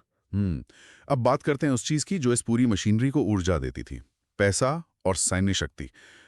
राजस्व व्यवस्था के बारे में स्रोत क्या बताते हैं? राज्य की आय का सबसे बड़ा और मुख्य स्रोत भूमि कर था, जिसे खराज कहा जाता था। ये आमतौर पर उपज का 1/3 से लेकर आधा हिस्सा तक होता था। इसके अलावा गैर मुस्लिमों पर जजिया लगाया जाता था, जो एक तरह का सुरक्षा कर था। और मुसलमानों पर ज़कात लगता था, जो एक धार्मिक कर था। हाँ, और एक और दिलचस्प कर था खुम्स, जो सैन्य अभियानों में लूटे गए माल का राज्य का हिस्सा होता था। लेकिन अलाउद्दीन खिलजी ने टैक्सेशन का दायरा और भी बढ़ा दिया था ना? दस्तावेजों में घराई यानी मकानों पर लगने वाला कर और चराई यानी दुधारू पशुओं के चरने पर लगने वाले कर का उल्लेख मिलता है। बिल्कुल। ये ऐसा है जैसे कोई सरकार हर उस चीज पर टैक्स लगा रही है जो संपत्ति की श्रेणी में आती है। ये सब इसलिए किया जा रहा था क्योंकि एक विशाल स्थायी सेना को पालना बहुत खर्चीला काम था और इसी सेना को भ्रष्टाचार से मुक्त रखने के लिए अलाउद्दीन ने 2 सबसे क्रांतिकारी सैन्य सुधार किए। यहाँ हम चेहरा और दाग प्रणाली की बात कर रहे हैं। जब मैंने स्रोतों में इसके काम करने का तरीका पढ़ा तो मुझे लगा कि हम 14वीं सदी के बजाय 21वीं सदी के रक्षा मंत्रालय की बात कर रहे हैं। वो कैसे? चेहरा प्रणाली असल में सैनिकों का पूरा हुलिया यानी उनकी आंखों का रंग, कद, चेहरे के निशान एक रजिस्टर में दर्ज करने का तरीका था। आप इसे मध्यकालीन भारत का बायोमेट्रिक या आईडी कार्ड सिस्टम कह सकते हैं। बिल्कुल। अक्सर ऐसा होता था कि एक सैनिक अपना नाम रजिस्टर करवाता था, लेकिन जब निरीक्षण या युद्ध का समय आता था तो वो अपनी जगह किसी अनुभवीन व्यक्ति या मजदूर को भेज देता था। ओह, तो चेहरा रजिस्टर ने इस फर्जीवाड़े को जड़ से खत्म कर दिया। हाँ, और दाग प्रणाली तो इससे भी एक कदम आगे थी। घोड़ों पर सरकारी मोहर या लोहे से दाग लगाना। ये मुझे एकदम आज के समय में सरकारी संपत्तियों पर लगने वाले बारकोड या होलोग्राम की याद दिलाता है। इसकी नौबत क्यों आई? मध्यकालीन युद्धों में एक अच्छा अरबी या तुर्की घोड़ा एक टैंक के बराबर अहमियत रखता था और बहुत महंगा होता था। इक्तदार या सैनिक क्या करते थे कि जब केंद्र से अधिकारी निरीक्षण के लिए आते तो वे किराए पर अच्छे घोड़े ले आते और उन्हें परेड में दिखाकर सैन्य फंड ले लेते। अच्छा, और फिर? निरीक्षण के बाद वे उन अच्छे घोड़ों को वापस कर देते और अपनी छावनी में कमजोर और बीमार घोड़े रख लेते। और बीच का सारा पैसा अपनी जेब में। क्या बात है, करप्शन तब भी था। बिल्कुल, लेकिन दाग लगने के बाद आप उस घोड़े को बदल नहीं सकते थे। निरीक्षण के समय वही ब्रांडेड घोड़ा पेश करना होता था। तो इन कड़े सुधारों और माइक्रो मैनेजमेंट ने ही अलाउद्दीन की सेना को इतना अजेय बना दिया था कि वे मंगोलों के लगातार हमलों को रोक पाए। एकदम सही विश्लेषण है। ये पूरी व्यवस्था कागज पर इतनी फूल प्रूफ या अचूक लगती है। एक एब्सोल्यूट सीईओ, शक्ति संतुलन बनाए रखने वाले अलग अलग दीवान, मुस्तखराज जैसी रिकवरी एजेंसी, बारकोड वाले घोड़े और फ्रेंचाइजी मॉडल वाले इक्तदार। तो फिर एक बड़ा सवाल सामने आता है, ये सब खत्म कैसे हो गया? इस विशाल पिरामिड के ढहने का मुख्य कारण क्या था? कोई भी अत्यधिक केंद्रीकृत व्यवस्था केवल तभी तक टिकती है जब तक केंद्र में बैठा व्यक्ति यानी सुल्तान बेहद मजबूत और चालाक हो। अच्छा। न्याय व्यवस्था शरिया पर आधारित थी, जहां काजी उल कुज़ात सर्वोच्च न्यायाधीश था। न्याय मिलता था, लेकिन पतन का बीज न्याय व्यवस्था में नहीं बल्कि प्रशासनिक ढांचे में आई ढील में बोया गया था। अगर मैं वापस अपनी उसी फ्रेंचाइजी एनालॉजी पर आऊं, तो क्या ऐसा हुआ कि हेडक्वार्टर का सीईओ कमजोर पड़ने लगा और जो इक्तदार सिर्फ एक अस्थायी मैनेजर हुआ करते थे, उन्होंने खुद को उन इलाकों का पक्का मालिक मानना शुरू कर दिया? ऐतिहासिक तथ्य बिल्कुल इसी ओर इशारा करते हैं। तुगलक वंश के बाद जब सुल्तान कमजोर होने लगे तो ताकतवर अमीरों ने सुल्तान को ब्लैकमेल करना शुरू कर दिया। उन्होंने सबसे पहला और घातक काम ये किया कि इक्ता व्यवस्था को, जो पहले अस्थायी थी, उसे वंशानुगत बना दिया। यानी अब मैनेजर अपने बेटे को मैनेजर बनाने लगा। बिल्कुल। और इसके बाद जो फवाजिल या अतिरिक्त आय केंद्र को जाती थी वो जाना बंद हो गई। इक्तदार सारा पैसा अपनी तिजोरियों में भरने लगे। तो केंद्र का खजाना खाली होने लगा होगा। जब खजाना खाली हुआ तो सेना को वेतन मिलना बंद हो गया, और जो सुल्तान सेना नहीं रख सकता वो साम्राज्य नहीं चला सकता। क्षेत्रीय विद्रोह भड़क उठे और धीरे धीरे पूरे साम्राज्य के टुकड़े हो गए। ये एक बहुत बड़ा सबक है। मतलब एक मजबूत सिस्टम तभी तक काम करता है जब तक सिस्टम को चलाने वाले नियम लोगों से बड़े हों। जैसे ही लोग सिस्टम से बड़े हुए, पूरी व्यवस्था ताश के पत्तों की तरह बिखर गई। इस पूरी चर्चा का निष्कर्ष यही है कि दिल्ली सल्तनत ने केवल डर और खौफ के बल पर भारत पर शासन नहीं किया। उनकी असली ताकत थी उनका वो व्यवस्थित नौकरशाही का ढांचा, वो कागजी तंत्र और अलग-अलग प्रशासनिक प्रणालियों को एक साथ पिरोने की उनकी क्षमता। हमारी आज की चर्चा कई स्थापित धारणाओं को तोड़ती है, लेकिन इस विश्लेषण को समाप्त करने से पहले इन ऐतिहासिक स्रोतों से उपजने वाला एक विचार है जो शायद हमारे श्रोताओं को एक नए नजरिए से सोचने पर मजबूर कर दे। वो क्या है? हमने इस पूरी प्रशासनिक व्यवस्था, रजिस्ट्रों और विभागों की बात की, लेकिन एक पल के लिए इस प्रशासन की भाषा के बारे में सोचिए। लगभग 300 सालों तक इस विशाल साम्राज्य के प्रशासन, अदालतों और शाही फरमानों की आधिकारिक भाषा फारसी थी। बिल्कुल। एक ऐसा देश जहां की 99% से ज्यादा आबादी फारसी का एक शब्द भी नहीं समझती थी, वहां की पूरी न्याय व्यवस्था और राजस्व रिकॉर्ड एक विदेशी भाषा में रखे जा रहे थे। ये एक बहुत ही महत्वपूर्ण बिंदु है। सही बात है। तो ये विचार करने वाली बात है कि क्या ये सिर्फ एक सांस्कृतिक पसंद थी या फिर ब्यूरोक्रेसी द्वारा सत्ता पर अपनी पकड़ मजबूत बनाए रखने का एक जानबूझकर बनाया गया हथियार। मतलब जब आम आदमी यही नहीं पढ़ सकता कि पटवारी ने उसके खेत के कागज में क्या लिखा है या दबीर ने शाही फरमान में क्या आदेश दिया है, तो वो व्यवस्था पर सवाल कैसे उठाएगा? सही बात है। प्रशासन ने भाषा की जटिलता का इस्तेमाल करके सत्ता को आम आदमी की पहुंच से दूर कर दिया और अधिकारियों को अपरिहार्य बना दिया। इतिहास को पीछे छोड़कर अगर हम आज के समय में देखें तो क्या हमारी आधुनिक सरकारी व्यवस्थाएं, कानूनी प्रक्रियाएं और अदालती दस्तावेज आज भी जानबूझकर ऐसी जटिल, भारी भरकम और उबाऊ भाषा में नहीं लिखे जाते जिन्हें समझना एक आम नागरिक के बस की बात नहीं होती? सोचने वाली बात है। क्या आज की लाल फीता शाही भी भाषा और पेपर वर्क की उसी दीवार के पीछे छिपकर अपनी ताकत का इस्तेमाल नहीं कर रही है जिसकी नींव आज से सदियों पहले रखी गई थी? इतिहास सिर्फ